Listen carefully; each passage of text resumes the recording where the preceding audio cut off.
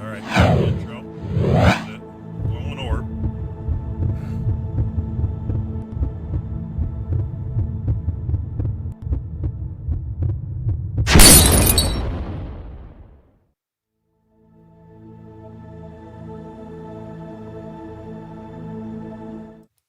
Hey, good day, everybody. Welcome back to Pirkei Avos, the Ethics of the Fathers, live from Israel with Rabbi Chaim Coffman. Always a joy to be with Rabbi Coffman. Nobody makes me laugh more than Rabbi Coffman. He's such a hoot.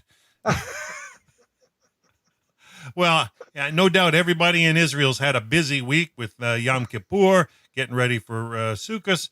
Let's just jump right in and see how the rabbi's doing. Rabbi, you're live on the air. So good to be with you, and it's a joy to hear the ethics of the fathers. You know, I gave you 3 days of playtime this week on the International Noahide Network, so you had 3 days straight playing. It's even better when I'm not there. That's what they say. You know, if you're not there, being a hoot that I could be. So, the classes are even better. Remember what, Agon Tzaddik, the righteous from Groucho Marx, once said, "I never be part of a country club, have me as a member."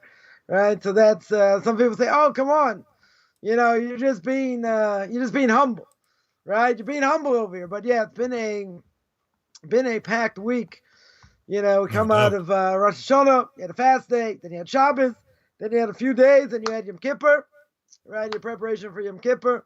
Yom Kippur's over Thursday night. After Yom Kippur, you got, Friday to prepare for Shabbos, go through Shabbos, and now what's gonna happen? We're gonna have Sukkot on Monday, right? Wow. Monday night. So it's a busy time. Tremendously busy time. Getting your 4 species, the lulav, the esrog, getting your sukkah up and all that. Busy, then forget about food. Food's a whole different, whole different thing. Having you have your sukkahs up there? And sukkah is definitely up, just putting on the final touches. I think one of my daughters putting up the decorations, see if all the decorations go up, but we're pretty much ready. Then it's just a cooking marathon. You got to cook for at least a couple meals, and then you got the intermediate days. You're gonna have, you should have nice meals and all that. So it's busy, right? Definitely busy. Glad this year's been kind of interesting in the sense that it hasn't interrupted with any broadcasts that we've been doing. It's just the way the festivals fall.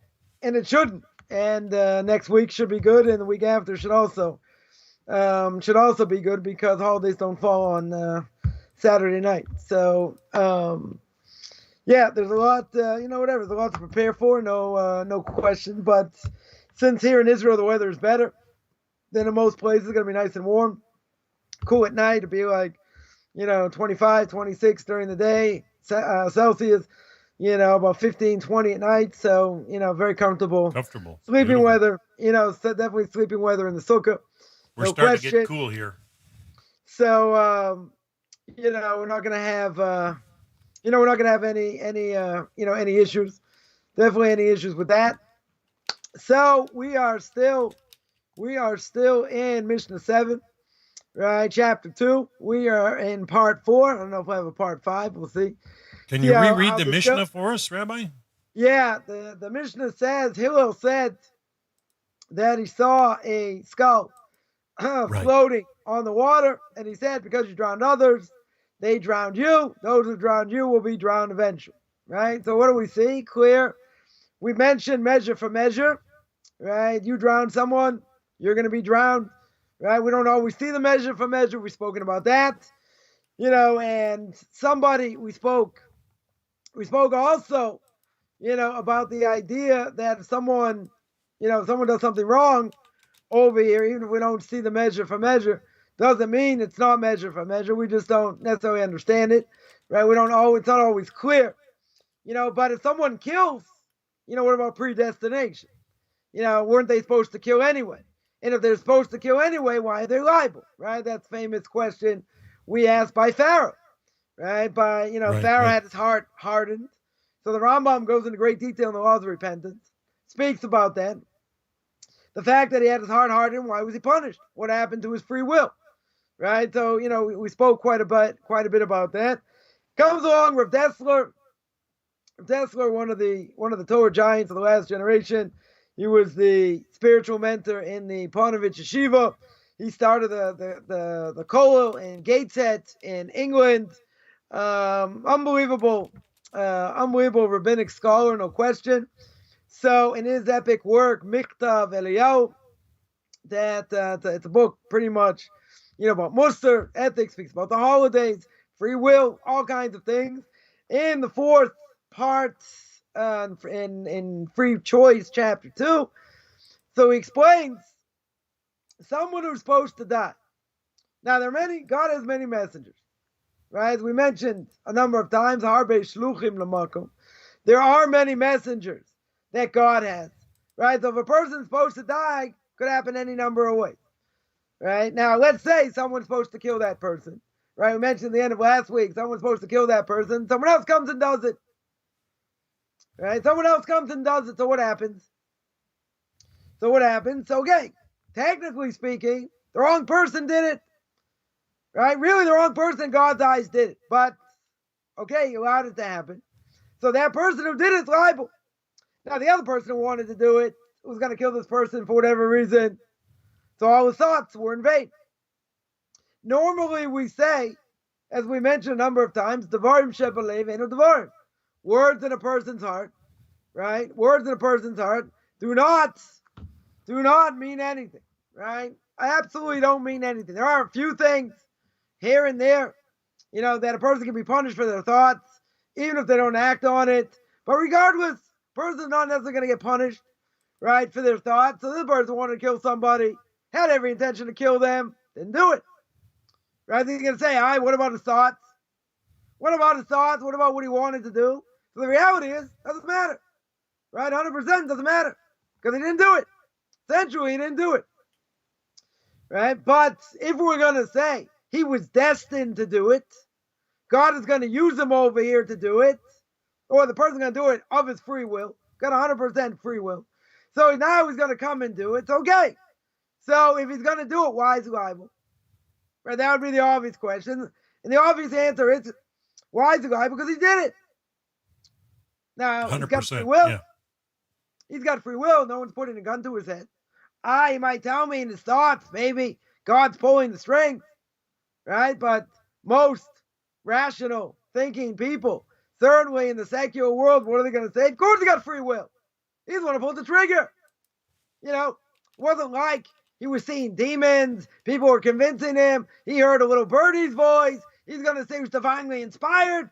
Gaddafi said he was divinely inspired. Hitler, Yamach Shemoy, may rot wherever he is. Stalin, these people were divinely inspired, right? They may claim they were divinely inspired.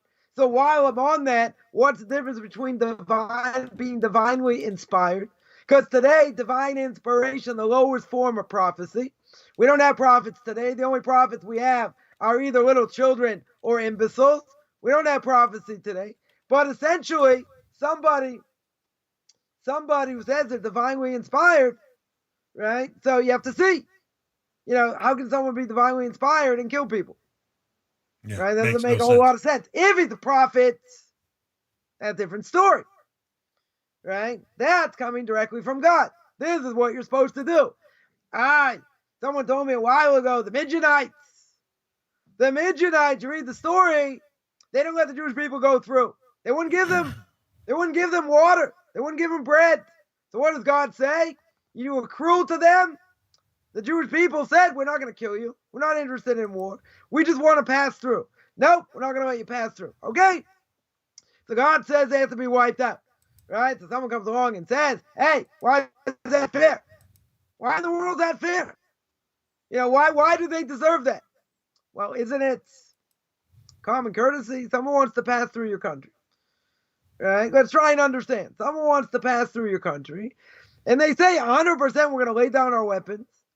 We're not going to lie over here. We have no interest in going to war. None. We just want to pass through.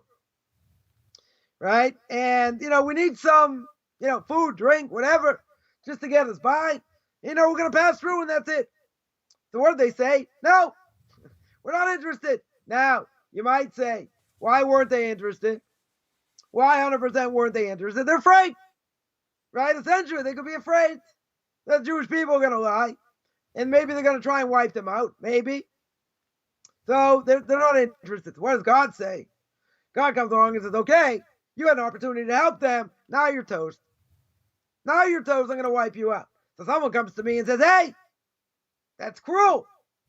That's absolute cruelty.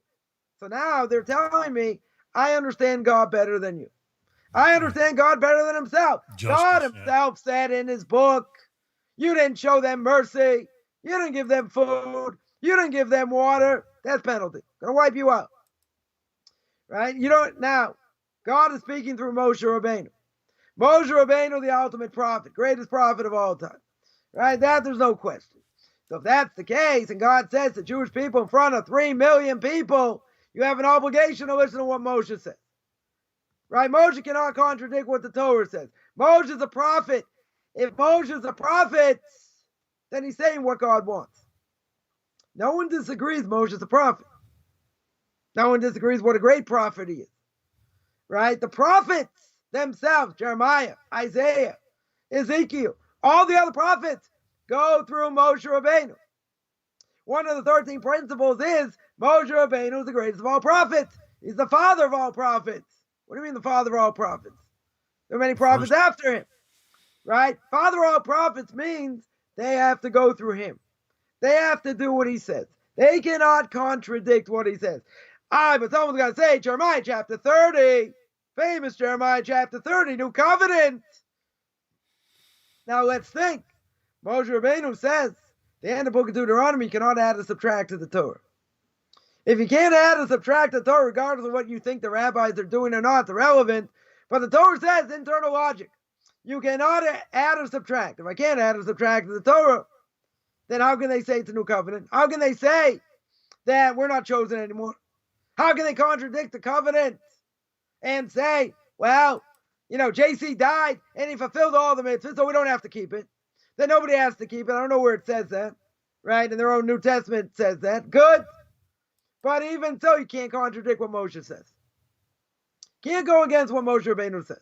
And where does Moshe Rabbeinu get a stamp of approval? From God himself, in front of 3 million people. Now, it is an interesting thing. Why does the prophet say, a new covenant? The whole point is, if you read that chapter, he's talking about reconnecting to the old covenant. Right? So it's called the new covenant, even though it's really reconnecting to the old covenant. Okay. Even so, that cannot be contradicted. Now, if it can't be contradicted, and God says, Moshe Rabbeinu is my trusted prophet, you do what he says. You listen to what he says. And one of the 13 principles as well of Maimonides is the fact that the Torah is the same. Torah doesn't change. Right? Moshe Rabbeinu did not change anything. He didn't add anything. What he said went because that's what God told him. That's exactly what God told him. So now, someone comes along and says, 3,500 years later. 3,500 years later, what do they say? They say, I know better. I know better over here. It can't be. This is what God wants. It cannot be. This is what God wants. Right? That God wants to massacre all these people. You're right. He doesn't want to do that, but they didn't listen. Right? They didn't do the ultimate chesed. The ultimate act of loving kindness. Giving bread and water. They might have had ulterior motive. By saying, hey, maybe they'll kill us. Maybe they'll wipe us out. Maybe they'll go to war. Why should we help them? Right? So now someone comes along 3,500 years later, without any knowledge, can barely read Hebrew. And now they're going to say, I know, that's cruel. That's not fair. But Moshe Rabbeinu is God's trusted prophet. He's not making it up on his own. We're not here to prove why the Torah is true. Right? The point is, God spoke to Moshe. Moshe spoke to the people. If Moshe spoke to the people with God's stamp of approval, you're not going to contradict him and you're not going to say he's false. So now, okay, why would God do that? Why would God wipe out a whole nation? Legitimate question. Why would he wipe out a whole nation? Right? Or punish them? Why would God punish anyone? Because the Torah makes clear when we say the Shema twice a day, or even at night before we go to sleep, We say there's reward and punishment for Jews and non-Jews. People want to live in this world and say, I want to have a free lunch. You know, you can do what you want to do, I'll do what I want to do, right? What we call moral relativism, right? That means morality is relative. We don't believe in moral relativism. First of the 13 principles of faith, God is absolute. God does not change. Comes on the Rambam, and the Rambam says, you know what? Either you follow the Torah or you follow idolatry. Oh, the Rambam's a fanatic. God forbid. Rambam's a fanatic. What do you mean it's one way or the other? If you're not serving the ultimate God, i.e., God who has the ability to reward and punish, another of the 13 principles of faith. God knows the God knows the thoughts of man. Another one of the 13 principles. He's got the ability to reward and punish. Another one of the 13 principles. God knows what he's doing, and he's absolute, and he doesn't change. Then what happens if I don't believe in God? Let's say better. What happens if I don't follow him? I do what I want. I don't have to be told what to do. You can't force me, right? I can do what I want, okay? We have free choice, right? We absolutely have free choice, right? I mentioned over Shabbos that the Torah says actually, I might read it because some people say, I never quote anything. I never quote any sources, right? I love those trolls. Well, we're going to quote one right now. Awesome. The Torah says, if I find it here, Torah says, chapter 32, book of Deuteronomy, second to last portion of the Torah. The Torah says, I just saw it, 1 second. Chapter 32, verse 39. What does the Torah say? Let me just make sure here. Yeah. Torah here says, see now that I am he. No, God is with me, i.e. God is alone. Right? God 100% is alone. And I put to death, I bring to life. I struck down, I will heal. There's no rescuer in my hand. So in the Hebrew, we'll just quote the Hebrew here. It says, Ani amis va'achayeh. I put to death and I bring back to life. Now, that sounds familiar for any Jew that prays. Because when we say the Shemona Esrei silent meditation, we ask for all our needs, at least during the week. What do we say at the end of the first 3 paragraphs? We say, God, you're the source of all blessing, who brings the dead back to life. Right? We say many times in the beginning of the Shemona Esrei that God brings back, he's going to bring back people that die. Now, what is that statement saying? So the statement is saying, I'm going to heal, I'm going to bring people back to life. Now, what does that mean exactly? What is that a reference to? We just mentioned resurrection of the dead. So there's an obvious question. If I read that verse, you're going to say, anybody's going to say, it doesn't say anything about resurrection of the dead. All it says is I'm going to bring back to life, I'll heal, right? Let's read it again. Right? What does it say? It says that I put to death, I bring to life. I struck down and I will heal. Now, what's this a source for? Talmud says, I'm going to be sorry for all these, Karaites, who are going to say, you're reading more into the word. Right? Now, if you're a Karaite, explain to me what this means. What does it mean I'm going to bring back to life? People it's talking about, not just the land. I could say simply allegorically, it means when I bring rain down, God says, the earth comes back to life. It sustains the earth. Because if the earth doesn't have rain, and we are 70% water, right? The earth is 70% water. If you don't get rain, all the water in the world, Coffman's language, don't do diddly squat. Ain't going to do anything. Is it going to bring flowers back to life? No. Is it going to bring wheat so we can have bread? No. Right? We're going to have fruits and vegetables? No. So what does it mean? So come along, the rabbis, and tell us, it means it's talking about the source for resurrection of the dead. For resurrection of the dead. Now, there's $1 million question. The Ibn Ezra here on the spot, one of the great early commentaries, great grammarian, right? The year 1100, I think, give or take. And what does the Ibn Ezra say? Ibn Ezra says this is the source for Olam Haba. This is the source for Olam Haba for the next world in the Torah. Ask Ibn Ezra, I got a great question. Tell me explicitly. See, the Arabs, the Muslims, right? They claim all the time, we're going to kill people. They're a form of jihad and all that. We're going to kill Jews. I'm going to get 70 virgins. Right? A guy's going to get 70 virgins. They had women doing the same thing years ago. So I asked the question, if a guy's going to get 70 virgins, what does a woman get? Question. Question. Right? But they talk about Olam Haba all the time. I'm doing this for Allah. Everything for the next world. Judaism doesn't have a source. There's no source in the Torah direct in the 5 books of Moses, right? Genesis, Exodus, Leviticus, Numbers, and Deuteronomy. No direct source. Now, the prophets speak about resurrection. Prophets speak about the war of Gog and Magog, the end of days, and all that. Why not a direct source? Says the Ibn Ezra, why not? The Rambam in the 13 principles, what are the last 2 principles? Last 2 principles are the coming of the Messiah and resurrection of the dead. Very good. What happened to Olam Haba? Right? We saw Mishna way back when. Right? It's probably like in episode number 15. Somewhere at the very beginning.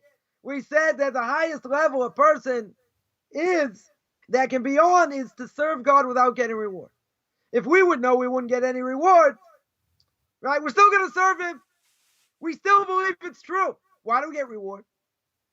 Right? We're going to see in the next coming, Mishnas that what? You think you're so great. You can't be haughty. And you learn so much Torah. Why are you going to be so haughty? That's what you were created to do. Right? So now a person's going to say, but I want reward. I want a hoodsie. You know what a hoodsie is? I grew up in Boston, as most people know. So they had these Dixie cup ice creams, right? Half chocolate, half vanilla. One of these wooden spoons, right? So some people call it the Dixie cup, whatever it is. But who made it? Who's the company that made it? Hood. Hood was the name of the company that made it. So someone would say, okay, I want a hoodsie. That's what it is.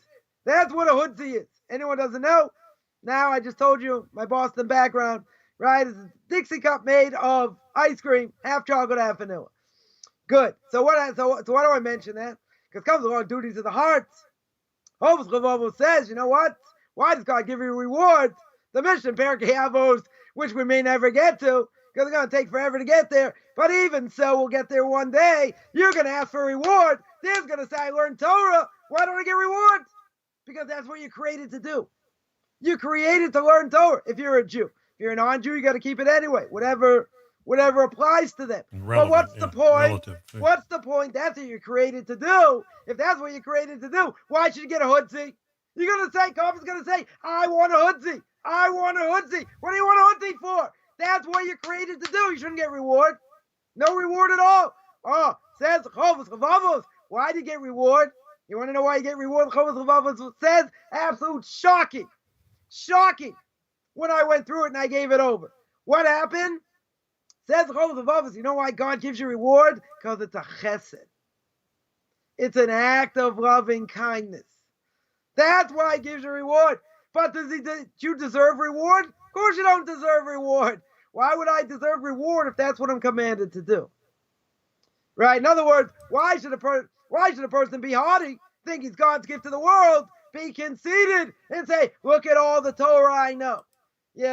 Okay, it's a drop in the bucket, not a big deal. Whatever, forget it. This is what I'm created to do. If that's what you're created to do, how can you be conceited? Not only that, you want a hoodsie? Come on. What kind of chutzpah is that? That's chutzpah. You're doing what God says. It's enough that you did the mitzvah. Halavai, you did the mitzvah right? But you did the mitzvah. So if you did the mitzvah, that's what you're created to do. Some people do it better. Some people do it worse. But if that's what you're created to do, why in the world do you deserve reward? Why did you get reward? Comes along the Chovos of Avos, introduces the heart, and says, you know why I get rewards? You want to know why I get reward? It's a chesed. A chesed. God does. We don't deserve reward. Why not? Because that's what we're created to do. 100%, that's what we're created to do.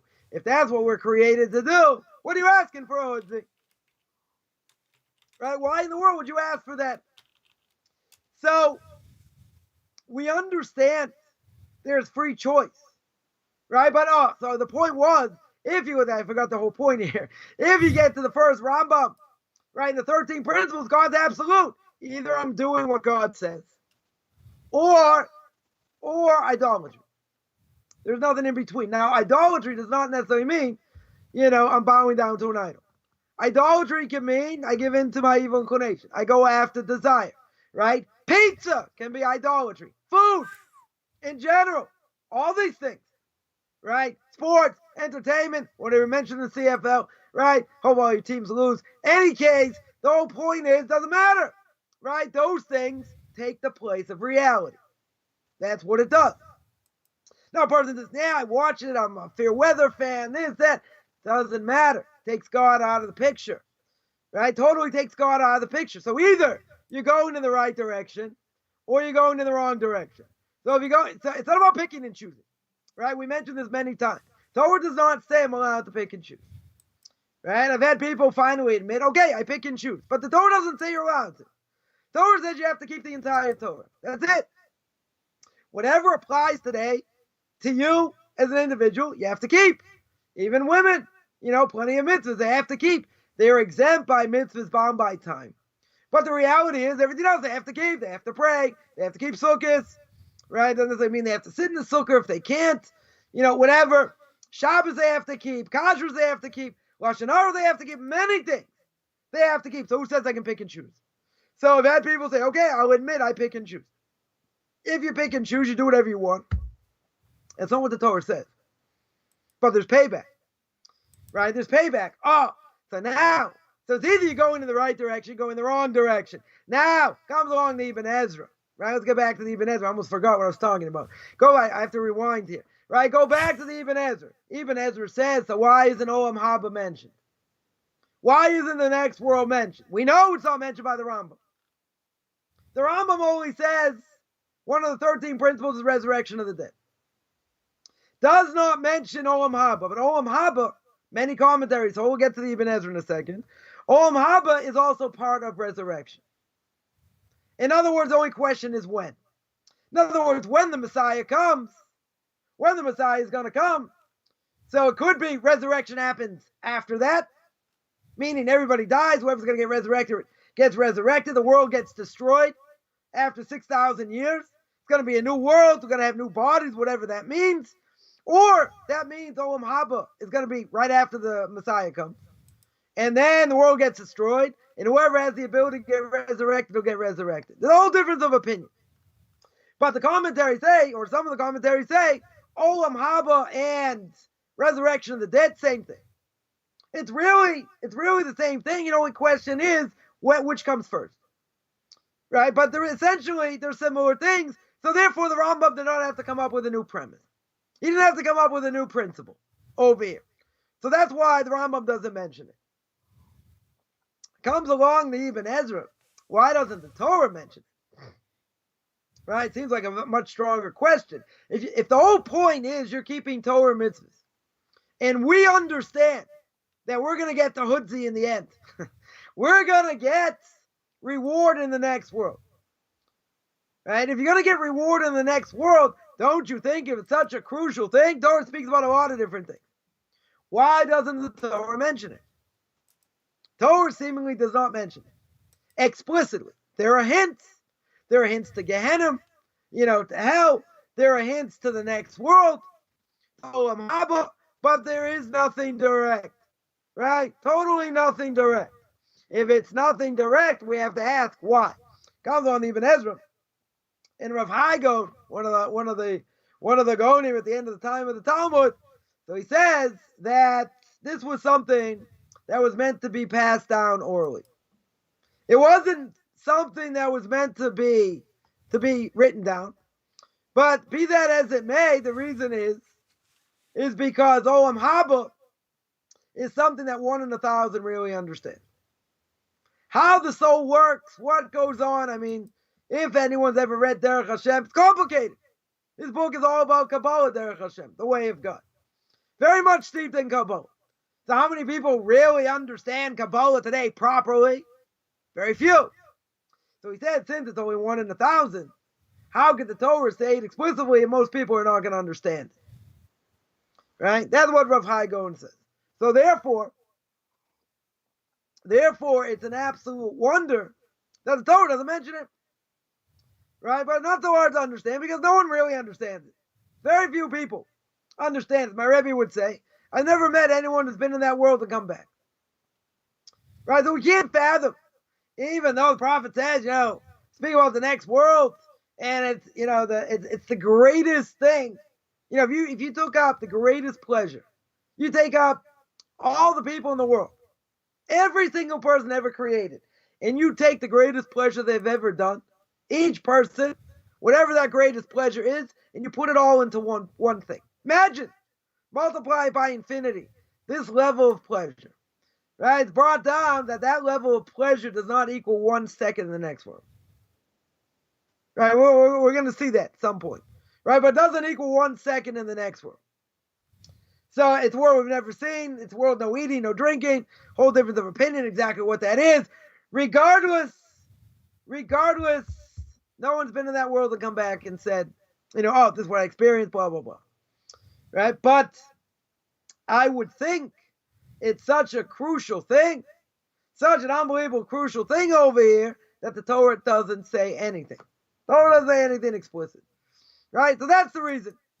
One reason. One reason is because most people never going to understand it. They're never going to fathom it. Right? So if they're never going to fathom it, why mention it explicitly? Well, I came up with another reason. Mentioned this over Shabbos. I came up with another reason. Another possible reason. The other possible reason could be that someone could say, hey, since I don't see anywhere in the Torah, whether I believe in the Torah or not, doesn't matter, but the Torah doesn't tell me anything. If the Torah doesn't tell me anything explicitly, you got to imply it, you got to fetch it in to what it means and what this verse means and all that. Okay, but the reality is, it doesn't say explicitly. If it doesn't say explicitly, why would I believe it? Why would I believe it? So the reason over here is because a person has free choice. We absolutely have free choice. Now, forget about whether the Torah is true or not, right? But if it doesn't say anything about it, and no one's ever been there and come back, why would I believe it? Why do I have to have, quote unquote, this leap of faith? So to speak. So the answer is to give us free choice. Person can choose to go in the right direction. We mentioned many times, person wants to go in the right direction, God will help you. You want to go in the wrong direction, God is not going to stop you. Right? But here it doesn't say anything. Doesn't say anything. So if that's the case, so I said, the Torah also tells me, we're going to read in 2 weeks, book of Genesis, beginning of book of Genesis, God created man. So what does the Torah say? Right? God says, let us make man in our image. The royal we. Who's we? Right? I'm not going to make fun of the queen today because you got upset. So I won't make fun of the queen. But the royal we. The royal we. Who's he talking to? Rashi on the spot says he's talking to the heavenly court. God is showing his humility. Does God have to ask the heavenly court about creating man? No. Absolutely doesn't. If he doesn't have to ask the heavenly court, why does he do that? To show his humility. But couldn't someone make a mistake? Rashi, other commentaries say, couldn't someone make a mistake and say there are two gods? Polytheism. Let us make man in our image. Right? A person could make that mistake. Now, what happens if a person makes that mistake?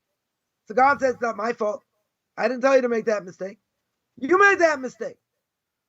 Yeah, but I built my whole philosophy around it. Other people believed it. Okay, but you went down the wrong path. I didn't tell you to go down the wrong path. Right? That was your choice. Now, if that is true, we also see by Sodom. God says before he goes to Abraham, he says, let's see what's going down in Sodom. Who's we? What do you mean, let us? Who's we? Same thing. He's speaking to the heavenly courts, showing humility. Does God need to Does God really need to know what's going on in Sodom? You don't think he knows? Right? He knows what's going on there. Right? But he wants to be fair, so to speak. He's going to come to Abraham and said, see, I saw what was going on. Right? And this is what I decided to do to wipe them out. Okay? So, couldn't a person make a mistake and say, who's we? Can make a mistake. So I said a possible explanation, second explanation. And there could be multiple explanations why Olam Haba isn't mentioned. Could be because God gives us free choice. God gives us the ability to say, come on, no one's ever been there. You got no concrete proof. You got no proof at all, so to speak. You don't even have internal proof. Because now you have to grasp at straws. I'll even side a little bit with the Karaites because I'm in a generous mood. I'll side with the Karaites over here. I'll side with the Karaites because they're going to tell me, but the Torah doesn't say that. What I just said for the last 20 minutes, the Torah doesn't say. You're right. Torah doesn't say it. I quoted a verse. Deuteronomy chapter 32, verse 39. That's the verse I quoted. Right? They're going to say, but the Torah doesn't say what you said. The Torah just says God is going to kill, right? And God is going to bring back to life, right? Isn't that what he said? Isn't that what it said? I put to death and bring to life. So I'll challenge the Karaites. I'll challenge all the Karaites out there, all 50 of them, or 50,000, as someone told me. I'll challenge them. What does that mean? He's talking about mankind. Pretty clear, according to the verse, he's talking about man. So now the question is, what's he talking about? Well, he's talking about bringing man back to life. So we understand it's talking about resurrection. That's what we understand. That's what the Talmud says, pretty clear. Right? But it doesn't say explicitly, okay? So they're going to have, quote unquote, their own oral tradition. And they're going to have to explain what that means. Healing man, I could understand. Right? But what does it mean to bring back to life? And that God strikes people down. Striking people down means he kills them. So that means anyone who dies, whether, God forbid, they get killed tragically or die in their sleep or at a ripe old age, or God forbid, young and, are diseased, they have all kinds of, cancer at a very young age, whatever it is, and they die a horrible death, etc. It all comes from the same place. All comes from the same place. So the Christians got a problem. Because they say evil comes from Mr. S. Right? And he's the one that does evil. Right? So what do? They misinterpret Isaiah chapter 45. Isaiah chapter 45 verse 7 says God creates good and evil. Now, it doesn't mean God is evil. It means God gives the ability for people to choose evil. Why would God do that? Obviously to give us free will. God gives us the opportunity to have free will. So he puts it out there. Now, does God want you to go after it? No. Does he want you to give in to your evil inclination? No. But what do? They mistranslate altogether the verse because they say evil cannot come from God. Because essentially the belief is somewhat like ours, that we believe God is good. Yeah. Right? They want to believe God is good. They don't clarify the permissibility. Right. But if they believe God is good, then evil they got a problem with. So what do? What do? They change the meaning of the verse. Mm-hmm. That's what they do. Now, again, let's make clear. It doesn't mean God is evil. Right? There are things that happen we don't fathom. Right? This parsha also speaks about, that we just mentioned, right? Also speaks about God's hiddenness.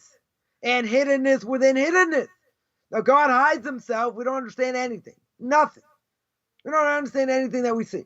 Yeah, I'll give one example, and I'm not going to get into politics because I never get into politics, right? But you see what happened recently in Afghanistan, right? Now, the Taliban were pretty much put at bay. The Americans were there, whether you agree they're there or not, doesn't matter. They put the Taliban to bay. They took care of ISIS to a certain extent. There haven't been major terrorist attacks, right? No, I certainly know what happened since 9/11, right? Now, what happened? This goofball in the White House, right, said, okay, we're going to leave.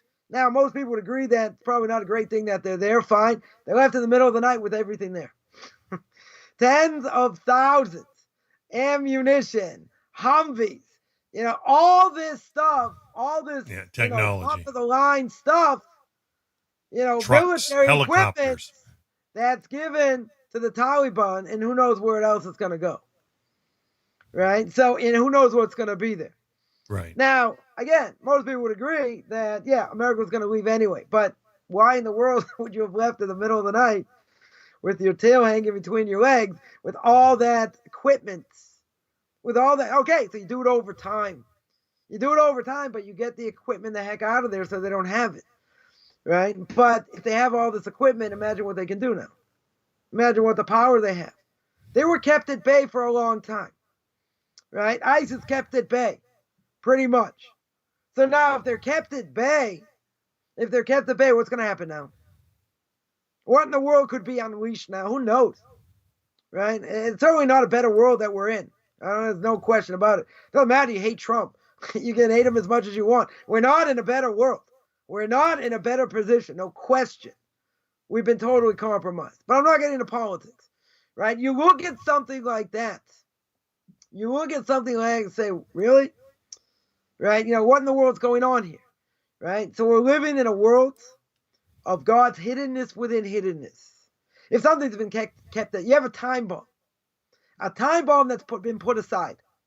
It's been put aside, locked under key. No one can get to it. Right? No one can get to it.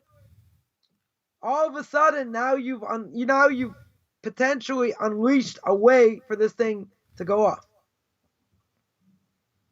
In 20 years, it's been under lock and key, more or less.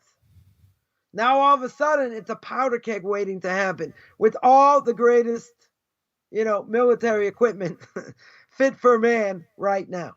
That's absolutely insanity. It's insanity. Now, the question is, what's going to be? So nobody knows.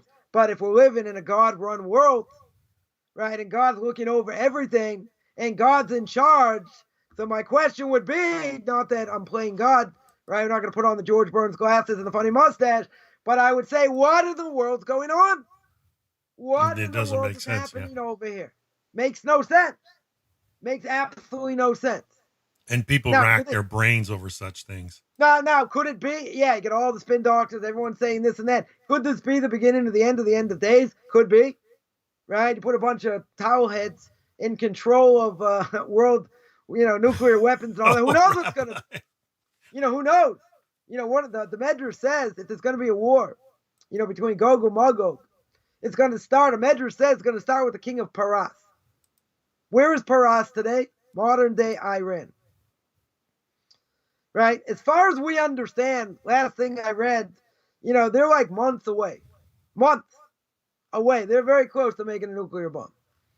Right? That's certainly what it sounds like right now. So you go back to the Iran deal. Again, we're not getting into politics.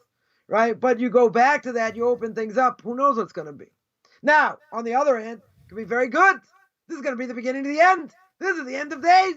Right? This, it's the students of the Vilna Gaon, of Elijah Vilna more than 250 years ago. They said in his name, if there's going to be a war, the final war is as Malachi chapter 14 says about Gog and Magog, if there's going to be a war, it's going to take 12 minutes. Now, they say this in the name of the students, the students of the Vilna Gaon. The students of the Vilna Gaon, or the Vilna Gaon, Rabbi Elijah Vilna lived more than 250 years ago. That was before nuclear weapons. He said if there's going to be a war, it's going to take 12 minutes. Now it's very easy to understand. Nuclear weapons, missiles, whatever. Now, on the other hand, this could be the beginning of the end. But does anybody know? Nobody knows. Nobody knows. The heads of the American government, the generals, this, that, everyone's scratching. Nobody knows what's going to be. And you got people, face the nation, got all these different programs. Everyone's going to give their spin. Why did I leave in this time? Why left the stuff there? Why to hold it back? What? But nobody's a prophet here. We don't have any prophets today. Nobody knows what it's going to be. Could it be the beginning of the end of days? Could be. We are in the era of the Messiah, there's no question. Could this speed it up? It could. Could it just lay dormant for a while? Could also. Nobody knows. Right? So that means over here, we're living in a world of hiddenness within hiddenness. We don't understand one thing. And anyone who thinks they do, think again. unless you're like one of the top, rabbis of this generation and you have divine inspiration and God's whispered in your ears, right? There are some people still alive, maybe that may be the case. The vast majority, we have no idea. We still have to build our sukkahs, get our lulav, get our esro, get everything together. Nobody knows what's going to be. I still have to live, right? I have to live like I have to live. I have to keep the Torah. I have to keep mitzvahs. But my whole point is that the Torah here says that we're living in times we don't understand anything, right? This is by the way, just as a side point, people say, "Oh, how do I know the Torah is true?" Moshe Rabbeinu is a prophet. This is a prophecy, right? When he talks about the end of days, and before he dies, and we got all the curses, right? A few weeks back, before Rosh Hashanah, went through all these different curses. That's prophecy, right? And every single one of those curses has happened throughout the last millennium.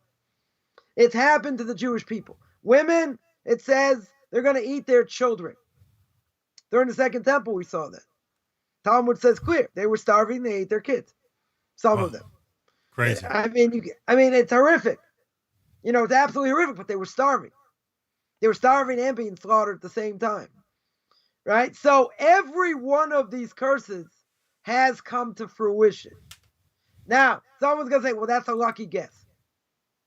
You're talking 2,000-3,000 years later. Right? If it's prophecy, and I believe in prophecy, then that's what it is. Right? If you say, well, the Torah is written by men. We mentioned this before. Because I grew up in the conservative movement, studied by them. Right? So what do they say? Welthausen documentary hypothesis. Right? This is what everybody in academia holds. That there are 4 authors and a redactor to the Bible. JEPD. J, Yud-K, Vav-K, the name Hashem, 1 document. E, Elohim, the God of judgment. P, the priestly document, i.e. the book of Leviticus. D, Deuteronomy. And then there's a redactor. What's the main flaw besides not being true? You don't have any separate documents. You never, ever have found a separate JEP document. A J document, an E document, a P document. Never been found. And why will never be found? Because the Torah says it's never be found. The Torah says it's all by God. It's all by one person. Right? One being. So to speak. Pass it down to Moshe. Right? But everybody in academia swears by it. So why do I bring that up? Because even if you want to tell me the Torah is written by man, it's written by a whole committee, and they were very, very smart. They were very, very intelligent. They all had 120, 130 IQ. Very, very intelligent. How could they predict this? How could they predict it? We're living now. We just started a sabbatical year here. We're obligated to leave the land fallow, right? Someone who has land, as a farmer, can't work the land, right? Only applies to the land of Israel. So the Torah says, don't worry. They're going to be taken care of because in the 6th year, they're going to get a bumper crop. They're going to get like a double crop in the 6 years, going to carry like them the over manna the in the 7th year wilderness. and the 8th year as well. Now, how could they know this? If in the first generation that never happened when they came into the land, they'd say, Moshe Rabbeinu, you're a fraud. You're an absolute fraud. Never happened. Right. Right? Or let's say it happened in the first cycle. Maybe in the second cycle it didn't happen. And somewhere Third along cycle the line, didn't yeah. If it's supposed to happen in such a way and it doesn't happen, then obviously the Torah can't be true. Moshe Rabbeinu, God forbid, is a fraud. But that's prophecy. There's no possible way he could ever know that. As well, he says, any fish that you're going to eat has scales and fins. That's going to be kosher. If it has scales, it has fins. Right? If it has fins, it's going to have scales. So if that's the case, what was Moshe Rabbeinu, Dr. Doolittle? He could talk with the animals. The world is 70% water. Let's figure out the odds. The world is there's probably small. species undiscovered still. Right. So Moshe Rabbeinu, lived in a certain area. If the world is 70% water, it would have cost them tens of hundreds of millions of dollars and millions of people to go out and search the entire ocean. 70% of the world is water. How in the world Moshe Rabbeinu know that? Right? Just a couple proofs that the Torah must be from God. Because it's not something he could know. So what is that? It's prophecy. Right? It's prophecy. Even if God forbid you tell me it's written by man. Even if you want to tell me that, how did they know this? With all the curse, how did they know that was going to happen? How lucky are you going to get? Yeah, but not only that, but the Jewish people, they're going to suffer. They're going to, they're going to go into a land not their own, i.e. Egypt. They're going to get wiped out there, but they're going to survive.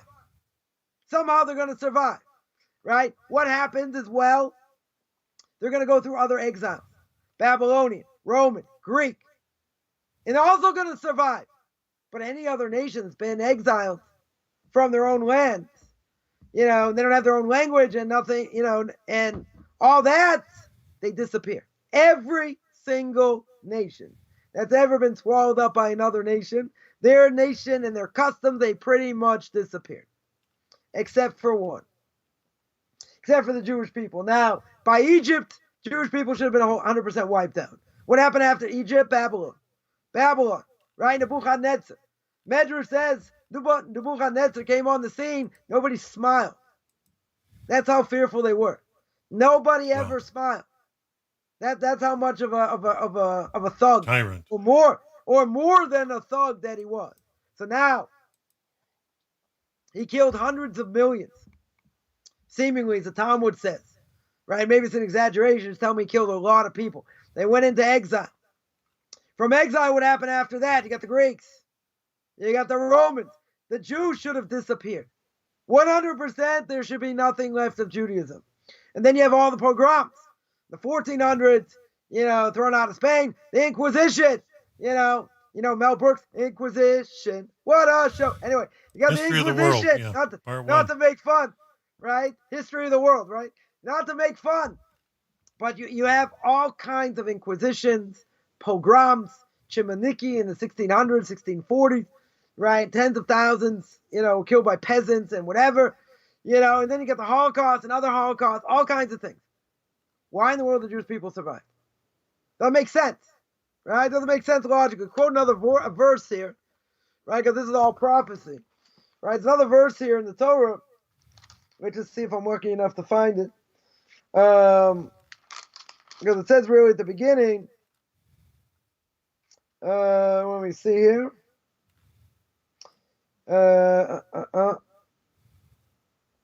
It says in chapter 32, verse 6, it says in Deuteronomy, is it to Hashem that you do this, O vile and unwise people?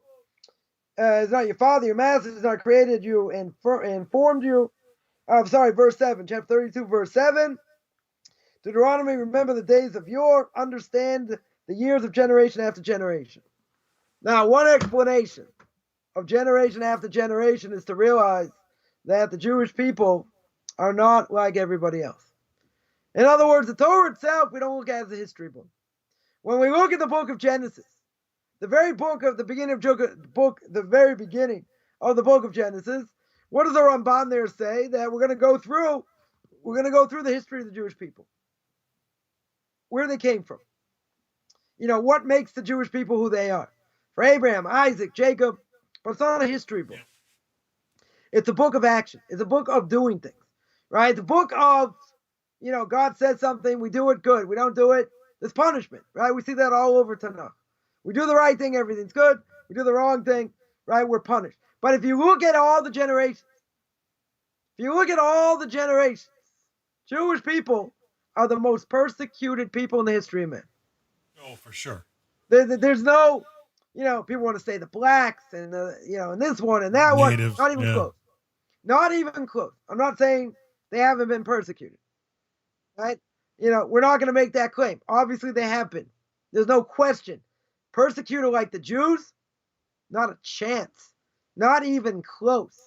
No, I watched Fiddler on the Roof the other day again.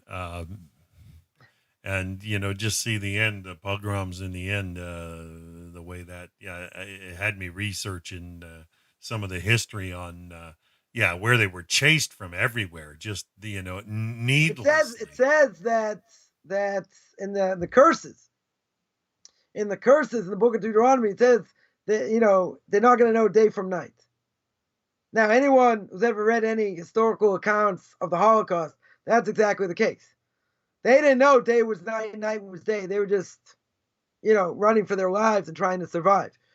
Right? But when you look at the Jewish people as a whole, and you look at all the generations, all the generations, they've suffered. They have suffered tremendously. So at the end of the day, not too many Jews going to be left, seems. Right? Definitely seems like that. Because even though, let's say, the Jews in Poland and all these places in Europe were wiped out, but there were still Jews in America. There were still Jews in Israel. And the Chaim says, how do I know that's going to be forever? That even if one group gets wiped out, they're going to be Jews somewhere else in the world. They were diversified. Why? Yeah, but why? What's the source? So he said the source is from Esav and Yaakov. Because when Yaakov goes to meet Esav has 400 soldiers. He's got 400 men ready to rip him to shreds. So what does Yaakov do? He splits up the camp. Why does he split up the camp? Very simple. Because if one part of the camp gets killed, the other camp survives. Right? So the Chaim says, based on that, and he died right before World War II started, he said, based on that, the Jewish people will survive. He said, even if they get knocked off somewhere else, and they get destroyed, another place, they won't get destroyed. Now, it doesn't mean the numbers are going to be so great. Right? But when you look, anyway, my whole point here is, when you look at all the generations, there's no rhyme or reason Jewish people should have survived. So I mentioned this point during my meal at lunch, that when I was first married, I went on a tour of Europe with my wife, and the first place we went to was Rome. Right now, what was one of the first things we saw in Rome? The Arch of Titus, which I guess it's really forbidden for a Jew to go see, but in general, it's got this huge arch. It's a huge statue of Titus taking the vessels of the temple, right? And taking them to Rome, right? So there's a huge statue of this showing the great might, their great power, right? By destroying the Jewish people, taking their holy vessels, and all these, so the tour guide was saying, where's Titus today? Where are the Romans today? Disappeared. Where are the Greeks today? Disappeared. Where are the Babylonians? Where are the Byzantines? Where are all these people? The Greek Ottoman Empire, where are they? Gone. Who's still left? The Jewish people. So you had all these Israelis singing, Am Yisrael Chai, the Jewish people live. They're singing this in the middle of Rome, right? All these other nations falling off the face of the map. What do we have left of Rome in Greek? A little bit of architecture, right? Parthenon, Colosseum, right? You got a few things, artifacts. Ruins. Right, ruins. Right? The aqueduct, right? The roads. You remember how the roads would be, right? Without the Romans? Yeah. Whatever. It's, they're ruins. Call it what they are, Brian. Life for Brian. Anyway, the point is, all these people disappeared. They all totally disappeared. And Jewish people have gone into exile, been slaughtered, gassed, this, that. We're still here. Right? Now, that's the prophecy. The prophecy is, no matter what happens, you'll still be here. You're still going to survive.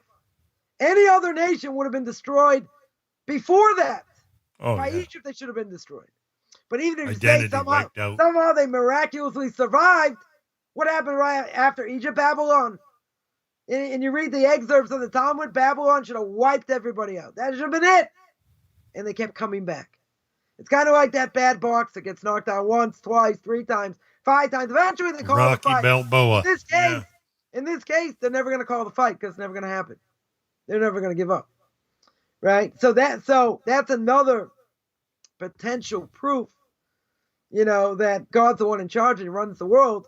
For that reason, we brought that proof and a number of other proofs, in a video I did on Tanakh Talk about proofs for God. But I just wanted to, mention that because it doesn't make any sense logically. Now we understand there's reward and punishment. We understand if you're close to the king, the punishment is severe. But the reality is, the Jewish people, a lot of people have been killed by pogroms. They've been killed that way. There should be same time as the Chinese, should be like 150 million, 200 million Jews, give or take. There's only 14 million. So a lot of them got killed off, the rest assimilated. That's how bad assimilation is. The rest assimilated out. The melting pot. Yeah, stuck in a melting pot. So any other nation would have been melted out. I don't even know that's the way to properly say it. They would have disappeared. Right? They totally would have disappeared. And that's what happened to most nations that got taken by other nations. Anyway, that's not even the point. I just wanted to mention that, in passing. Now back to what we sort of started with. Wow, it's been an hour already. Right? Rav Dessler, get back to Rav Dessler. Rav Dessler explains that somebody was supposed to die. Now, what does death do? Death is a rectification process. Death, according to the Jewish people, never should have existed. If Adam and Eve did not eat from the tree, they would have gone into the Garden of Eden, into paradise. That's it. The world had its purpose, but that's not what happened. Adam and Eve ate from the tree. Chomp, chomp, chomp. God says, okay, you brought death to the world. You got to get out of everyone out of the pool. I got to throw you out of the garden because I can't let you eat from the tree of life. Because you eat from the tree of life, you'll never get fixed up. Your soul will never get fixed up. So when a person dies, one of the first people he sees is Adam. And when he sees Adam, he says, because of you, I had to go through this process. I have to die, get my rectification. Adam nods. It's part of his rectification. Right? But the point is that death is okay, everyone's going to die. We understand everyone's going to die. But death is also an atonement. We're not living to die like the Christians. Right? Someone already did that for us. But when a person dies, it's part, it's an atonement. It's part of rectification. You might have to go through other things. You might have to go through hell. You might have to suffer other ways. You might have to suffer in this world and whatever. But essentially, it's rectification. The worst sin a Jew can do, as the Rambam says, is the desecration of God's name. Brings down the laws of repentance, is a desecration of God's name. What's the punishment? Punishment is that you have to repent. You have to go through Yom Kippur, right? You have to get atonement from Yom Kippur. And you have to suffer in this world, but all that's like suspended animation. You still don't get atonement unless you die. Once you die, then you get atonement for desecration of God's name. That's how bad it is. Right? But death essentially can atone. Right? It definitely can atone. So comes along Rav Dessler. And Rav Dessler says someone who's supposed to die, which rectifies what they have done wrong. Death is a rectification, right? Let's say they ended up killing someone. They're going to be killed by someone who would have killed anyway. Now, someone's going to say, wait a minute, what about predestination? If we believe God knows the thoughts of man anyway, we mentioned by the parable of the film strip, ding, ding, right? All the different frames, God knows what's going to happen from beginning to the end, right? If he knows what's going to happen, then why is the person being punished? Because he got free will. God's just using him. But that person's also going to get punished. Because this person who deserves to be killed, he's going to be killed by somebody who's going to kill him anyway. Now, if someone comes in, jumps the gun, and he kills when this other person should have done it, so the other person's off the hook. Doesn't matter what his thoughts are. He's pretty much off the hook. The person who killed is all about action. That we said at the beginning. Now, if someone was not judged for the death penalty, let's say, and the punishment was the threat of death or danger of death, then let's say God wants to scare. God wants to scare a person. So what does he do? He sets someone up to scare him. Right? He sets someone up to scare him, but the person doesn't kill him. That person gets saved from death. Why? There are times, let's say, someone robs somebody. They tie them up. They put a gun to their head. They take everything, the cash register, take everything. They put the gun to their head and they say, I'm not going to kill you, and they run off. Now, other people may die. They may get shot and killed. Why? Because they already had a death penalty on their head. And that's not going to change. But let's say God just wanted to scare them. Right? He wanted to scare them. So, they're traumatized. They lose their money or whatever merchandise they had. They lose all that, but their life is spared. Now, the question is, why is their life spared? Now, it could be for any number of reasons. We don't know. But the point is, that person coming was not supposed to kill them. In other words, God's not going to send them as a messenger to kill them. They didn't deserve to die. If the person didn't deserve to die, then the person's only there to scare them. They will not kill them. They can say, okay, I want to kill you anyway. right? Then the gun doesn't go off or something else happens. They could choose to want to do the wrong thing anyway, go against what they're really supposed to do, and God stops them. Now the thing is, we don't see this. We don't witness this. We have no idea. Here in Israel, it's interesting. There are times, weeks later, months later, we'll get a news report, and we'll say there are all these terrorist activities that were supposed to happen, but the Israeli army stopped them. They stopped them from coming in. They caught them, whatever it is. Now, but we don't see that. They broke up the plans. They broke up the plan. Right? Now, really, God said, okay, I'm going to bring them in. I'm going to have them kill people or whatever. In the end, God says, no, they don't have a death penalty. I'm going to use them to scare them. So they want to try and do something, and their plan got stopped. Right? That's why it got stopped. It got stopped because God stopped it. He didn't want it to happen. To scare people? Okay. Right? Even if someone wanted to kill the person, they're not going to be able to. Because you have to remember, nothing happens in this world unless God wills it. Right? If he does not will it, it will not happen. So a person can have all the ideas in the world, but we're not told. We're not told all the miracles that happen to us. We will be told after 120 years. We're not going to be told in this world. So I'm saying we get a glimpse from what happens here in Israel. They'll, let's say the army uncovers things or they stop things or whatever, but we're not necessarily told straight away. There's a news blackout, right? Could be for a day, could be for 2 days, could be for a week before that information is allowed to go out, right? So what happens? Then all of a sudden, now we understand. 3 things we're supposed to have. 3 things happened that got stopped. It was supposed to be, God forbid, a heck of a lot worse, and it got nipped in the bud. It totally got stopped, but we don't know that. Now, in our own lives, a million things could happen. Million things, and they get stopped. And it doesn't happen. Why? Any number of reasons. But we're not going to know that. Right. Sometimes... I don't like trying to untangle spaghetti. Also, but a person may go through something. Let's say, God forbid, I don't know, they get in a car accident. And nothing major, but they got in a car accident. Okay, maybe it should have been a lot worse. But God says, no, I'm not going to take you. I'm only going to do this. Right? Or it's only to scare you, or it's only whatever, but we're not giving that information. We're not privy to that information. Right? Later on, when we're a pure soul, we'll understand.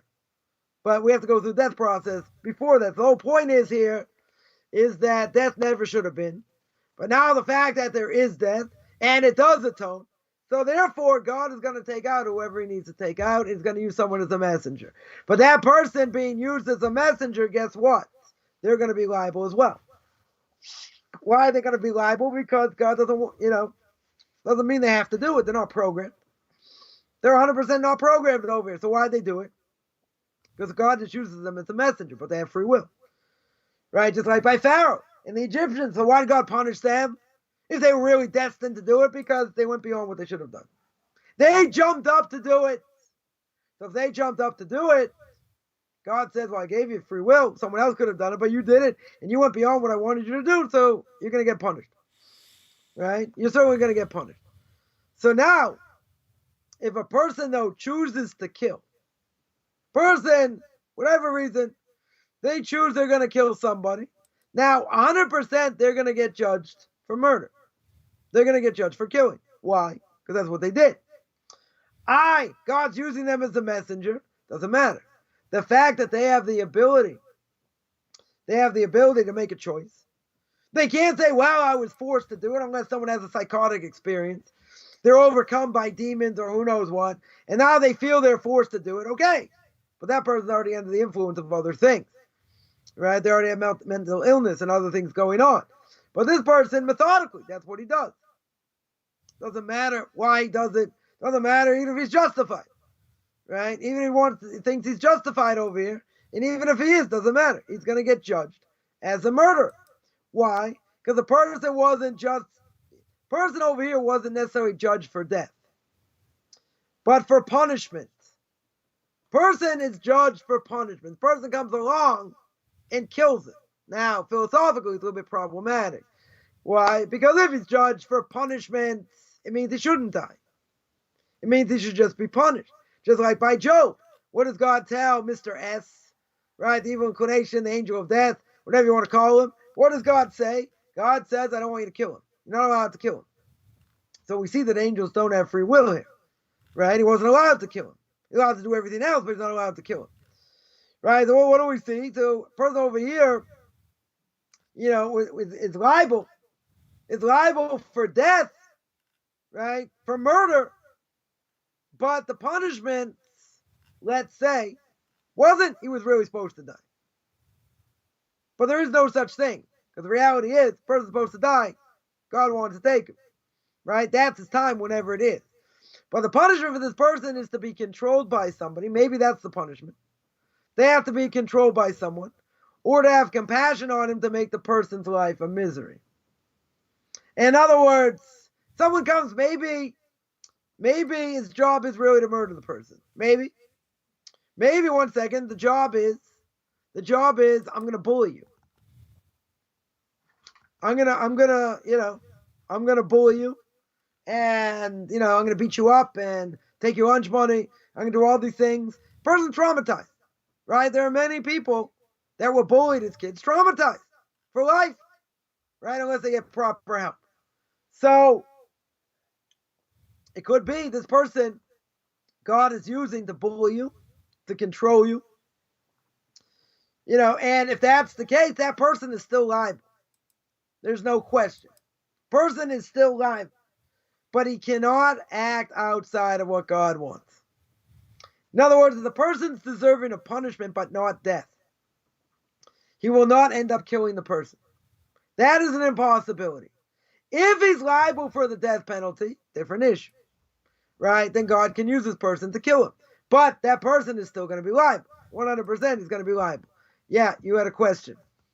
I wanted to ask, Rabbi, how liable before Hashem are deceptions? Let's say somebody deceives somebody into doing something they maybe would not have, and they get deceived or, through, misinformation, disinformation, they end up, performing an action that they're, culpable before Hashem. How does Hashem view the deceptive? Does it all hang on the person that does the act, or is there a degree of culpability that is, if somebody's engineered? Because we see this so often in this day and age, so much deception. And I am up to here with the anti-vaxxer complaints that go on out there. I think, You're talking about, let's say someone like Madoff, right? Someone, is he liable? Well, if they're a robber, that's a different story. If somebody's thieving, I mean, that's clear deception. But I understand there's a concept of deception of mind with the Hebrew people, a certain type of theft. What type of deception are you talking about? Well, let's just say conspiracy theories. There's so many that, promote fear and anxiety and creepy thoughts out there that, sometimes there are, correlation, not causation, and unfounded, but they might cite something that is truthful, but they put a spin on it to the point where they make a yarn and make it believable. All of a sudden, you get people performing actions that they may not have. And the biggest one I see of late is anti-vaxxers. I mean, right. Right. And then we see a lot of crud coming out, that, really just damn everybody that has already been vaccinated. And it just puts a dividing line. We could take it another step further. I know I'll get in trouble for saying this, but, there are all these conspiracy theories about the election, right? About the election, people say, come on, he lost. It's a good thing he's out of power. We're not even going to go down there, but, the question is, what is the level of deception? Is the level of deception to the point where they're just making everything? Yeah, if it's negative, if it's, influence. It's not just negative. Is there any level of truth to it? Right? Or, are they just trying to put fear into people and they don't care? Now, that could be part of it. Now, some people get off on it, yeah. I'm not a conspiracy theorist type of person in general. You have to look at the facts. It's like writing a term paper, right? You have a thesis, and now you say check the evidence. See if the evidence is true. Now, I'll mention the election, only because, next to the anti-vaxxers in the last couple of years, that was the biggest conspiracy theorist thing that everybody threw out. All the networks, all the, CNN, all the ABC, all these places. No evidence, no evidence, no evidence. 50 cases going through different Supreme Courts, they all rejected. All rejected. Now, you could say, okay, it's all hogwash. A sore loser and all that. Okay, right? I may agree with that. But there was testimony. You have to be a thinking person. I'm not a conspiracy theory by nature, right? But you have to look at evidence. All I'm saying, I'm not saying it wasn't. I'm saying evaluate evidence, right? So you go to Michigan, right? You go to Georgia, you go to Arizona. Hours and hours of testimony, right? Under oath, which means if they're lying, it's an absolute felony, right? Let's call a spade a spade. That's a felony. So you got hundreds of people saying there were irregularities. Now, if you want to say there are irregularities, is it enough to switch the election? Okay, that's a whole discussion, right? Now, does that mean all these people are lying? They're under oath. You want to tell me they're all lying? That's a hard thing to say. You want to tell me it's a few people? One thing. You want to tell me it's hundreds of people? Totally different story. Right. Right? Thousands. But even thousands, right. Okay, without that. Right? But what the mainstream media say, look, all the cases in the Supreme Court got pushed away. Why did they get pushed away? Right? Let's call a spade a spade. Why did they get pushed away? Because they didn't look at the evidence. They did not look at the evidence. Period. They didn't evaluate the evidence. Because if they would have evaluated the evidence, and let's say that they were right, the country would be underwater. The country would have been burned to the ground by the leftists. Much worse than what the blacks did 2 summers ago, burning down businesses during COVID. Much, much worse. Supreme Court, of course, they're not going to get involved. Not our jurisdiction. Almost every Supreme Court said we're not listening to this case. We're not listening to the merits of this case. Right? At all. Did they evaluate the evidence? They didn't even look at the evidence. They didn't look at the evidence. That's why they threw it out. Not our jurisdiction. They threw it out. All these cases. Now, the mainstream media is going to tell you there was no evidence. Not true. Right? If you watched, go back and go on YouTube. Go watch 6-7 hours in Michigan. Go watch in Arizona 3-4 hours. Pennsylvania. Right? Go watch the hundreds of people came out of the woodworks to show irregularities. I'm not going to say, 100% that would have overturned the election. Right? That's irrelevant. You cannot negate the fact of thousands of people under oath. Perjury. Felony. That they're going to go to jail for. You want to say thousands of people making up the same thing? Thousands. Okay. I'm not, like I said, I'm not a conspiracy theorist by nature. Not at all. But you can't tell me thousands of people are lying. Right? They're going to say it doesn't matter, wouldn't change anything. If there were irregularities, could have changed a heck of a lot. Right? But if they're recounting the same votes, of course, the same results you're going to have. But even without that. I guess my question had more to do with how does Hashem look at it? Because people feel guilty if they've done something they know they ought not to. But if they were led down a path, how does? So my point is, if you look at this evidence and you evaluate the evidence, there are 2 conclusions. Either one conclusion is I'm going to negate the evidence. It's all a bunch of crock. And Trump lost, and that's it. Right? But I could also have a major doubt what happened over here. There could be a major cover-up, maybe. There are a million things going on in the world today by heads of state and people underneath them never see the light of day. Never ever see the light of day unless they get caught. unless it's corruption. Now, that's not a conspiracy theory. It's a lot of corruption. Tremendous amount of corruption. Right. Right? Some of it's come out. I don't think there's any question. Good lies never stay for long. Right? But if a person wants to believe in something, they can be duped. Come on, look at the thousands of people. You want to say how far does deception go? Christianity. Yeah. Billions.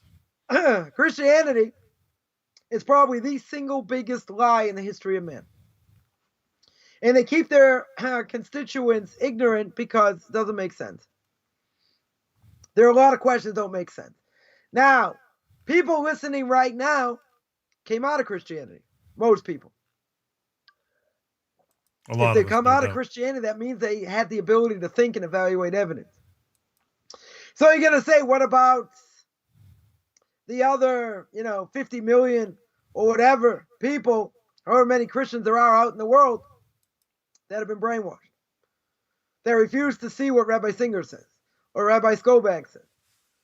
Haven't they been deceived? Of course they've been deceived. But you know what? They've also deceived themselves. Right. So how's it going to be looked in God's eyes? They're stupid. And they're kept stupid for a reason. They can bring whatever proofs they want. They don't have anything. They have zero. Right? Their own priests don't have answers. If they don't have answers, then a person has to really think about what they want to do. Because now they see they've been lied to. They see it's not true. But people can be deceived and lose their portion of the world to come. Now you're going to say, come on. Doesn't that remove free will is my point. Doesn't that? You're right. But the point is that there's a big machine out there. Yeah, it abuses that big machine of Christianity has a ton of money. Ton of money. Influence, sure. And their goal is to keep everyone stupid and not to look into anything. So the people that have the ability, to really want the truth, they'll get to the truth. Because as God says, the Talmud tells us, you want to go in the right way? God will help you. You want to go the wrong way? God's not going to stop you. So they're going to say, but so many people are going to be liable for the death penalty because they got duped. And they get lied to. You say, they have free choice. They have free choice. And someone told me, look at all these people in India worshiping cows. It's not their fault. Well, whose fault is it? It's my fault. I get contacted by people from India and Bangladesh every day. They have access to the internet. They can find out if they want to. They're not, they're not mentally challenged with a 25 IQ, right? Some of them smarter, not as smart, whatever it is. They can find the information. Someone says it's not fair, but that's why they were brought up. So what? I got plenty of people brought up in the Reform and Conservative movement just as stupid, right? They're still believing the same thing. And we have the right to do what I want, and I can do this, and I can do that, right? They've drank the same Kool-Aid because they're never going to change, and they're not interested in change. Why aren't they going to be liable? Aren't most of the people in my own family who intermarried, aren't they going to be liable? Oh, yeah. Not the non-Jews. I mean, they may be liable anyway, but the Jews are going to be liable. Right? The Jews are going to be liable. So what you're going to say, what happened to free will? Everyone's got free will. But you see, haven't they been lied to? No, they've never been taught. They've never been taught properly. So I can't even say they've been lied to. Right? They just have their own definition of what things are. They have no idea. You ask any conservative Jew today, what does the conservative movement stand for? 99.9% can say I'm not Orthodox. I don't want to be Orthodox. I don't want to be Reformed. Very good. That's not the question. What does it stand for? What do they believe in? I know what they believe in. I study by them. I know exactly what they believe in. Most people, they say, it doesn't matter what they believe in. That's where I'm holding. Or that's what I'm doing. Or it's all based on desire. It's not based on anything else. It's certainly not based on knowledge. Right? That is no question. Right? So if that's the case, so what about all, what about the 13.5 million Jews going to get wiped off the face of the map? Because they've been brainwashed by their own society. So what about that? Well, I guess my point being, think of the Holocaust, somebody who got led down a path that they couldn't get out of after a period, That's a different thing. That they don't have that. There's a divine decree. And God said, you know what? The people of Poland, the Orthodox Jews are going to get wiped off the face of the map. Why? Any number of reasons, right? We don't know, right? If you don't have a choice, you don't have a choice. But it means you must have done something to deserve the death penalty, right? Or the restriction of choice. I'll give you an example. 45 righteous people. I mean, you hear stories about them. It's unbelievable who they were. That got trampled to death in Meron. Right. This year. Now, does that make sense logically? No, it doesn't. Children, young fathers, grandfathers, they got killed trampling people to death, being crushed. Then something happened a few weeks after that, right? Similar thing, right? Another place. Now, you look at that and you say, that doesn't make sense. You're right. It doesn't make sense. But you know what? What are we saying over here? There was a divine decree. That divine decree was not uprooted. Surfside, that was a divine decree. Why? I don't know. Right? But these people died. These righteous people died. Right? Certainly in Meron. And God could have said, you know what? I want to take 500,000. I wanted to wipe out 50,000. So I took 45 instead. I took 45 roses. Now, that doesn't answer up. We don't know why. We could think why, but essentially we don't know why. But it's a divine decree. Now, that being the case, we could look at the world in a very deceived way. Yeah. We live in a very Greek world. It's all about worship of the body, right? Do what you want, freedom of speech, watch videos, go to ball game, all these things. You can do whatever you want. Now, that's not good for the soul. Many of these things we've spoken about, it's not good for the soul. That's not the point, right? The point is billboards, immorality, all kinds of things. We can tap into whatever we want. But it's not what God wants. Now, can't somebody be deceived thinking this is the way life is? And that's good? Let's take a woman. Give an example. Let's take a woman. What do they tell women today? Right? Certainly in my generation. Way back when. What do they tell women? Don't get married young. What do you want to get married young for? Get a good job. Make money. See the world. Travel. Go all over. They say, okay, what a great thing. Want to see the world. Want to have some fun. Make some money. Put money away. Whatever. But what happens? What happens is they decide, you know what? I want to get married. I want to have kids. So today you don't have to do that. Yeah. Right. Today you don't have to do that. You can do it in vitro. You don't need a husband. Okay. Right. Very good. But let's say time goes on. But, the body clock is ticking. Body clock's going off. So then what happens? They can't find someone to marry. 33, 34, 35. Not so easy to have kids after 35. I'm not saying it can't happen, right? It's more difficult. Certainly in your late 30s, no question. So, but what happened?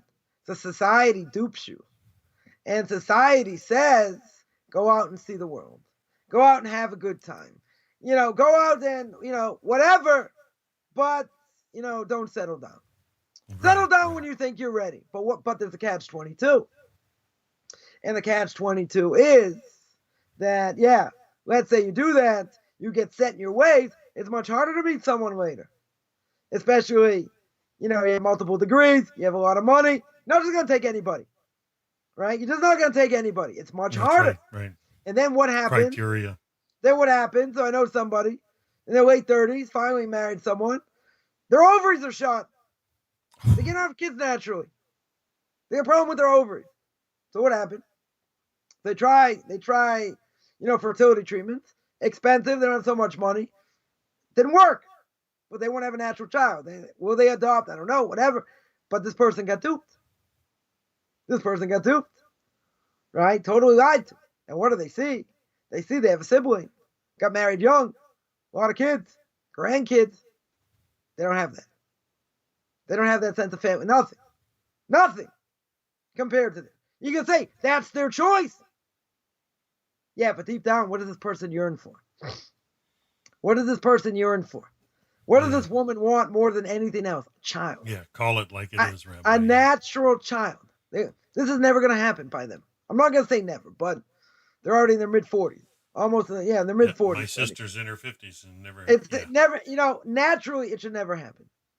It should never happen. Now, it could use a surrogate. I don't know, whatever. But it's not going to happen. But what happened? What happened over this person got screwed. They got messed up over here. Why? They got duped. They got duped. That's it. They got duped. And so I can tell you when I, saw the light, and understood what I understand now, at a much younger age, finally understood what reality was, totally duped by society. Totally duped. And society does a heck of a job. We hear it and all you share. Yeah. So society does a heck of a job. A heck of a job. The evil inclination. Okay. The society in general, as the Ramchal says, we're living in times where we're born to struggle. Right? The struggle between the body and the soul.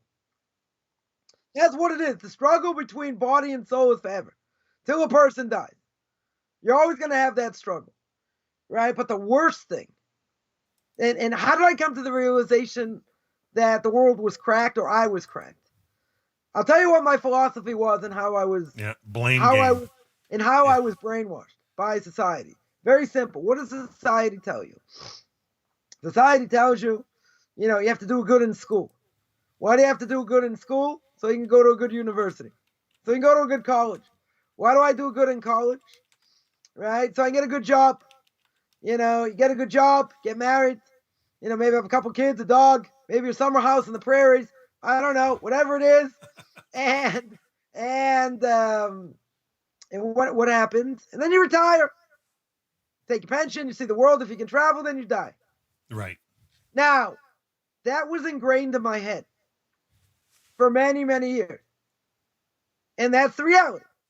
That people can say, no, there's meaning in marriage and having kids. And some people say you don't need marriage, there's meaning in other things, whatever.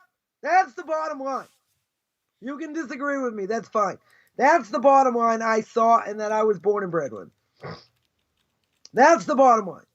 Now, if you look at the world in that way, it's very depressing. Very, very depressing. Because I had an obvious question. If a person has money and you're born into the Rockefeller family, they still have plenty of money. You're born in the Rockefeller family. So what is there in life? You have everything. Life, fame, you have everything. Right? So what's life all about? They abuse all kinds of things if you have money. Many, many things. And most of them not happy. Right? But even if you start off that way or you struggle and you work your way up and it's all about what I have, who I am, what I do, because if you meet somebody new, what's the first question they ask you? Yeah. What do you do? Yeah. Right? Someone asked me this Friday night, right? We had a discussion that's actually somewhat related to me through one of my son-in-laws. And anyway, so we're talking and he says, so what do you do? You're a public figure. You're exactly. I'm a YouTube rabbi, right? So I said I give classes online. The people want to, convert to Judaism and, I do it Noahides. He goes, do you make a living from that? Right? So, okay. That's the first question. We're not going to go into that, right? But that's the first question that people always ask. Because how are you defined? You're defined by what you do. That's what you're defined by. You're defined by your occupation. God forbid, person should say, what'd you do? Oh, I was a used car salesman. Oh, you are the biggest liar in the world. You have no credibility at all. No offense. I've been there, Rabbi. Trust me, I've been there. Someone once told me, they said, if you hear these evangelicals on Sunday, on Sunday morning, if you turn off the sound, they look exactly like used car salesmen. Because it's just slinging the bell. Tarlick, do you remember WKRP? Yeah.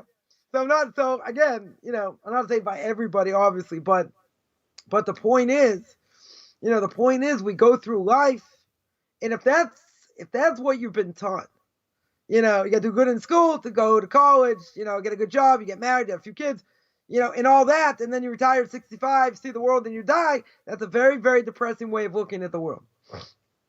Now, sure. I've told this many times, and even I said it when I was younger. They're like, wow, that's a very warped way of looking at things. I said, okay, tell me otherwise. Tell me what the purpose of life is. Tell me what I'm doing here. Tell me from a young age what I should be doing. They'll say, whatever you want. Not true. You're sending me to school. Right? I went to public school. Right? So what am I doing in public school? Right? You're getting an education. We don't need right? You're getting an education. Some people are smarter. Some people not. Right? So let's say you don't do good in school. God gives you brawn.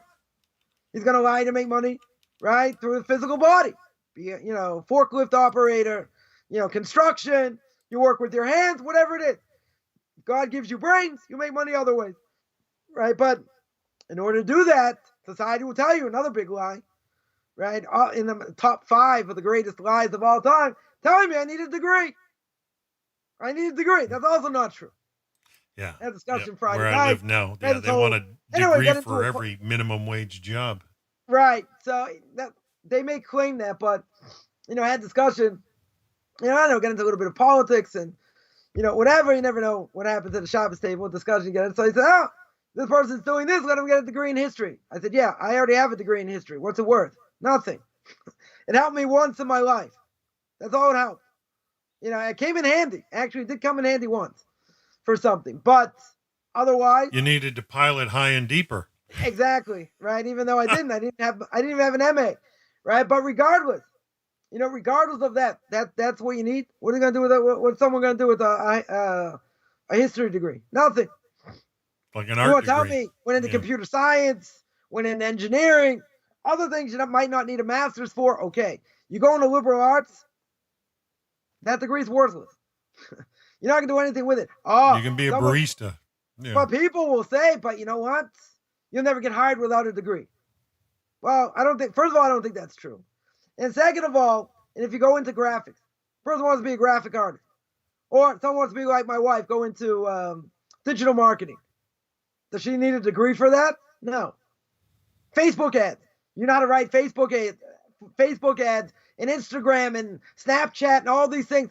You need a degree for that? You don't need a degree for that. There are many things you don't need a degree for, right? Again, we've been duped into society, go into debt, right? Student loans and all this to get a degree that's going to get you nowhere, more or less. Now, there are things you need a degree for, right? You want to go to law school. Practice medicine. You want to go to medical school. You want to take the MCAT, the LSAT. Okay, right? You get a degree without, you do it online now in different places, this, that, whatever, doesn't matter. Doesn't matter. For most things, it's a total waste of time. Total waste of time. I know people went into business, they didn't have a degree. Totally didn't have a degree. I know someone who went into business, went to a business school in Boston. An undergraduate business school. I asked him once, how many classes did you take that helped you in your business? He said, maybe 2. Maybe 2. Being honest. Yeah, what a waste of money. Tens of thousands, hundreds of thousands of dollars down the drain. For what? So we can speak at cocktail parties about, Mozart? I mean, for what? Irrelevant. Totally irrelevant. We've been duped. So this is actually a good topic. We've been duped. I mean, one of my favorites. We've been duped forever. Believing what society tells us. Yeah, now people how much wasted time. Now people can say, I'm a thinker. I don't care what society says. I'm an individual. I'm this, I'm that. It's all a crock. It's all a crock because most people are conventionalists. That's what they are. Right? They're not going to go too far outside the box. They're just not going to do it. Yeah, we're all influenced. Right? They're all influenced by what society says. Commercials, what they're going to wear, how they're going to put their hair. All these things. Why do you think the Super Bowl, right? The most watched event, the most watched event outside of the World Cup. Why do you think commercials cost $1 million for half a minute? Because you got the most people watching it, and say, wow, you're watching the game and there's a commercial for Coke. Oh, I'm thirsty. I'll go have a Coke, or Bud Bowl, right? Gonna have Bud Light. I don't know. People still drink Bud Light. I don't know. Whatever it is, right? But that's influence because you're seeing the most amount of people. it's being shown to the most amount of people. So you say, but I don't have to buy into that. Just because they tell me I should have a soda doesn't mean I'm going to have a soda. You're right. Right. But marketing people know for these companies, companies, bang for the buck. Sure. They right. But not only that, in food, they put so much stuff in food, it's going to kill you. But, you eat potato chips, you can't just eat one because they put something in there that makes it tempting to eat another one. Right? Did you ever see those commercials for Vlasic pickles way back when? Can't just eat one. Right? Can't just eat one Vlasic pickle. I'm dating myself a lot of years.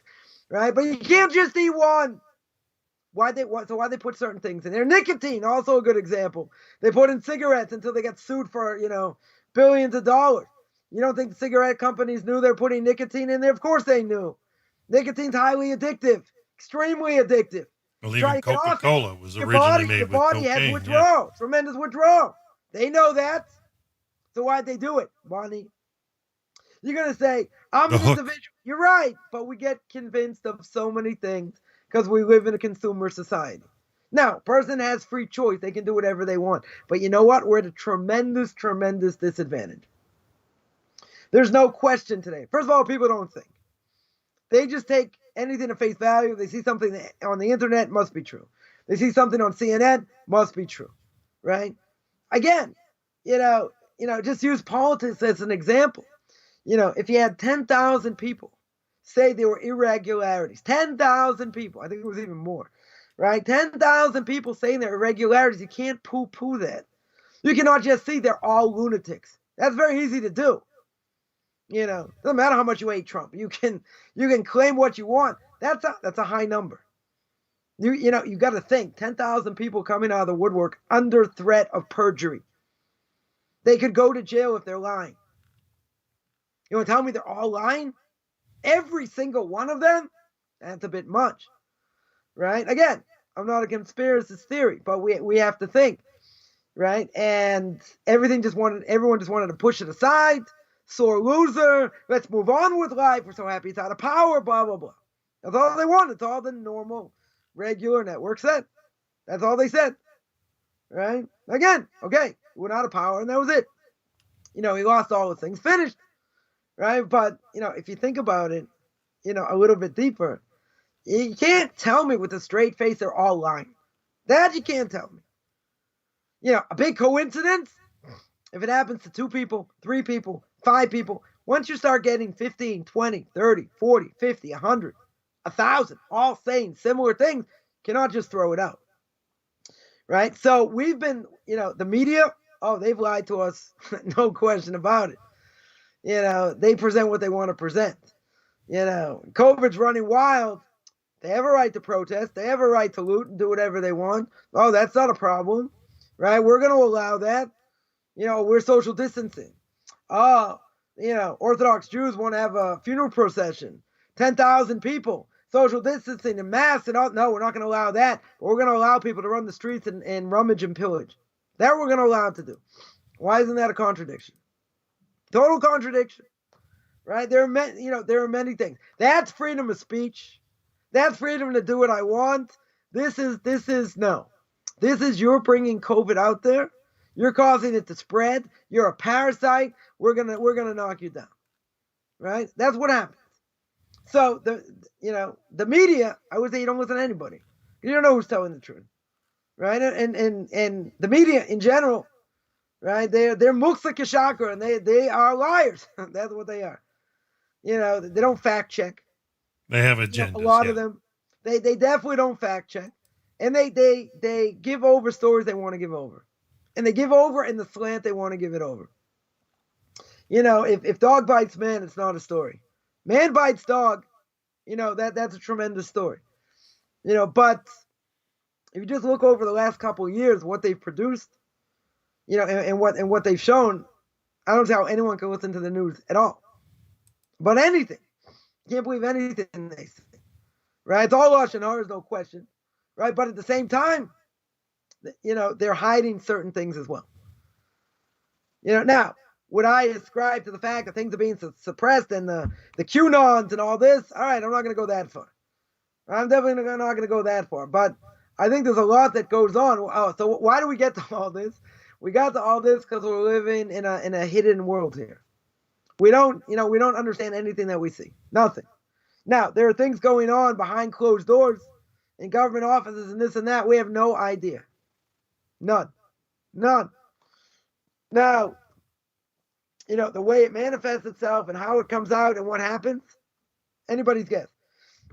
Sometimes we might be thrown a bone, and God's going to throw us a bone and show us absolute corruption at the highest level, without looking at anything.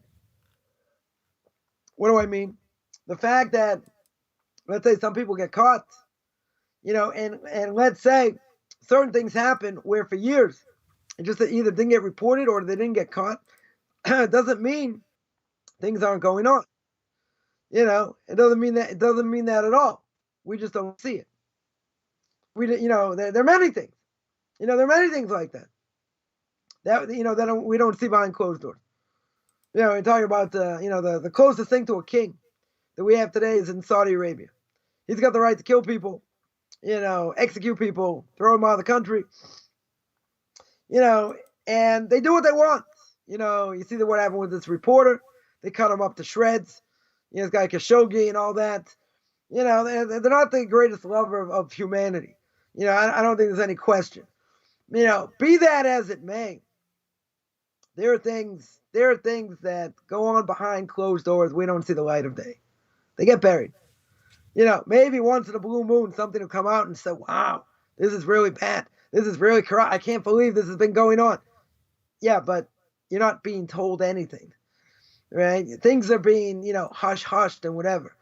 So the media in general, their goal is to report whatever they want to report. I mean, it is, you want to even bring it further, right? Is free speech really free? How free is free speech? Right? So let's go back a number of months. Repercussion. It's not just about Lashon Hara and all that. Let's go back. There was a hearing. I don't know if anyone saw this Senate hearing with Mark Zuckerberg. Gonna call him out, right? From Facebook. Now, there was collusion between Facebook and Google. There was collusion proven. You can Google this, whatever. It was proven. It was proven that they suppressed certain things they didn't want to get out. They didn't want people to print, right? Now, they had him under oath, and he refused to answer. They asked him a number of questions, and he says, I can speak to you like privately, but he says, answer the question. The U.S. Fifth Amendment. Or did you not? Coffman's questions. I love these type of questions. Did you or did you not collude with Google and suppress certain things, blah, blah, blah? And he wouldn't answer. Fifth Amendment. So we hold in Judaism, shtika kahoda. If a person's quiet, that means he's admitting. Right? He says, I'd speak to my lawyer. I have to, right? And this guy was obnoxious as he could be. And he said, say yes or no. Don't tell me this. Don't tell me that. Say A or B. Did you do this or did you not? And he punted. Right? Now, I was very much into this, a couple years ago. I was following certain things because I wanted to see where it was going, whatever. And he looked like a fool. He looked like an absolute fool over here because he did exactly what they said he did. Right? And the head of Google didn't make any bones about it. But, Zuckerberg wasn't willing to admit it. He 100% wasn't willing to admit it. So if he's not willing to admit it and the evidence is there, he says, one of the questions is, isn't this Facebook policy? No. I have to check that up, whatever. Isn't it? Oh, got to check this. Oh, I got to speak to my lawyer. Didn't give any answers. Right? Just blew him off. Pushed him off. This, and he said, I want to remind you, this is a Senate hearing. You're under oath. Good thing to remind you when you want to try and lie. You're under oath. Right? If you're under oath and you're caught lying, it's perjury. Perjury. Right? They caught him with his leg between, his tail between his legs. That's how they caught him. But so So for me, why was that an interest to me? Why was it a total waste of time? It was a waste of time, right? It was a total waste of time. But at the end of the day, what did I want to see? I wanted to see someone come out, someone who was in control of millions of things, right? Millions of people over here, what goes on in Facebook and in Google, whatever. I wanted the person to admit, I am suppressing what people say. The irony of all ironies, right? Even on Twitter, right? I'll get a little bit political. Trump, not allowed to tweet. This towelhead in Iran, big anti-Semite, he's allowed to tweet whatever he wants. You can say what you want about Trump. Doesn't matter, right? You want to compare Trump to an Ayatollah? That's how far somebody wants to go? Does that make any logical sense? In general, why is he allowed free speech? Trump isn't. Oh, Trump is this, he's mafia, is it, blah, blah, blah. The other guy's a murderer. He's a clear murderer. And he wants to destroy the world through nuclear weapons. That's clear, right? Everybody understands that. You give him free speech? He deserves free speech, but Trump doesn't. That makes sense? I know people are going to say, why are you mentioning Trump? We hate Trump. Okay, so you hate him. But that doesn't make sense. There's suppression out there. Why? Because the media wants to suppress things. They don't portray certain things. Give another example. The second biggest lie next to Christianity, which we're not getting into politics, I told you. We're not getting into politics. The second biggest lie to Christianity is the idea that there's a Palestinian people. That is a humongous lie that's perpetuated all over the media. Right? Totally not proven. Totally the biggest lie and all that. So why is it perpetuated? Money, oil, other things. They didn't exist. You imagine when the English were here, in the 1900s, early 1900s. Oh, what are you doing? Taking our land?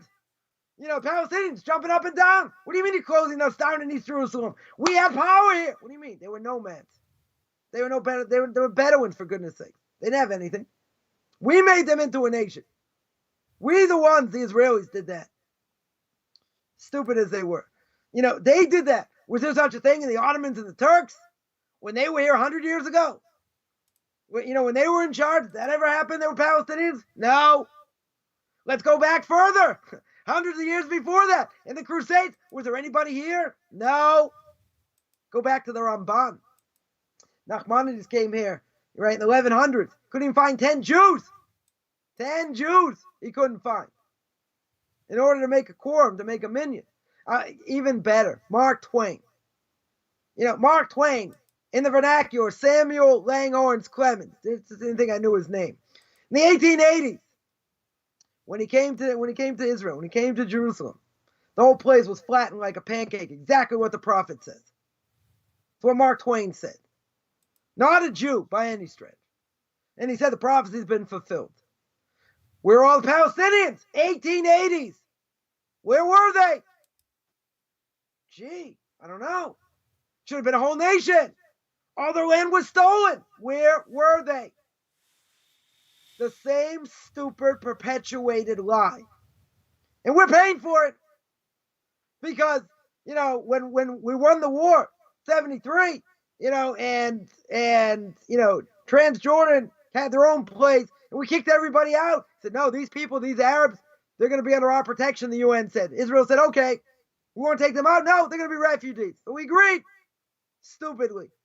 We agreed. That's where they were formed. They weren't formed before that. When the students of the Gra came in the late 1800s, early 1900s, they're draining the swamps, dying of malaria. And Rothschild came, gave money in order to buy up land. Where was the entity? Where was the Palestinian entity they were buying up land from? They were buying from individuals. Individuals who had land. Fine. Right? But where was that whole entity? Oh, the land was stolen. Where was the land stolen? Who owned the land, for goodness sake? Second biggest lie. But it's perpetuated all over the media. Everybody and their mother will say the same thing. Totally false. Totally 100% false all over the media. Right? And they compare what we do to apartheid. The Arabs living in Israel have it better than any other Arab country. Any other Arab country. The problem is you got a bunch of maniacs controlling them, right? That's the problem. But the reality is, if it wasn't for them, they'd be happy living they'd be happy living here. The way they want. All they do, they want to make money. They want to live like everyone else. Raise families. Not interested in people dying. They don't want that. Not interested in that. If you ask the Arab on the street, in general, a lot of them are nuts also. Fine, but, there are people who want to live in peace. So what happened? Over here? So my point is, the media, and you see, the BDS movement. Very hard to be a Jewish college student. They're getting harassed left and right. Compared to apartheid. You know what apartheid is? They don't, people make comments. One of my pet peeves. If you're going to talk, just please understand the facts. Know the facts on the ground before you open your big mouth. Because when you open up your big mouth, I'm going to slam it shut because you don't know the facts. Right? Apartheid is segregation between blacks and whites. Right? And whites saying we have we're the minority, we're going to rule over you. Right? They didn't believe in democracy. They 100% didn't believe in democracy. And they took over. Right? 100% they took over. So that's discrimination at the highest level. Did the Jewish people do that for the Arabs? We never did that. We want them to live in peace. We want to live in peace. Right? Okay, we're not going to give them citizenship per se. It's going to overthrow the equilibrium, so to speak, because we want to have a Jewish state. Fine. You want to live in peace, you'll have rights, you have this, you have that. You don't want to live in peace, okay. Right? That's your choice. But they're being egged on. The Palestinian Authority. The Palestinian Authority is still paying. Again, we're not getting into politics. But they're still paying families every month for someone who died killing Jews or trying to kill Jews. That's insane. Those are the people you want to make peace with. Okay, these people are lunatics. Right? But again, where did the land come from? Where did the land come from? Where were these people? So even in the Palestinian textbooks, they're saying we stole the land, we did this, it's all a bunch of lies. It's 100% a bunch of lies. It's like, that's your opinion. I've heard this number of times. That's your opinion. But everyone else says differently. You want to look at the facts? Look at the facts on the ground. Forget I'm a historian. Look at the facts on the ground of what was going on. When, again, Mark Twain came here in the late 1800s, there was nobody here. Right. There were nomads. The land was flattened like a pancake. Mark Twain! Desolate, yeah. Mark Twain was not a religious Orthodox Jew. No. He wasn't. I don't know how religious he was. Doesn't matter. He was telling what he saw. Desolate. That was only in the 1800s. Late 1800s. Right? If it was desolate, where's this Palestinian nation? Where is this group? Oh, they weren't given rights. What do you mean they weren't given rights? There was nobody here. And when the English came, who was here? Nomads. Right? You had Lebanese people here, Transjordanians here, Egyptians here. They were nomads. No different than the Bedouins. No different. They had their own nation. Maybe that is the biggest lie. I don't know. There are more people that are Christians. I don't know. Whatever. It's 1 and 1A. It is something that's been perpetuated for so long. And then you see what they say. Oh, they got Palestinian blood on them. Look what they've done. They don't, meanwhile, they're putting children in the front lines. Israel's saying, okay, we're going to put pamphlets all over Gaza. We're going to start bombing. You better get out of there. They're using humans as human shields. So people are going to die. You're right. How humane do we have to be over here? We warn them. They use them as human shields. So, of course, they're going to get better media, coverage. But they're the biggest liars in the world. The Arabs. Biggest liars in the world. How do I know? Because the Torah tells me. Torah tells me what their character trait is. By the great-great-great-great-grandfather.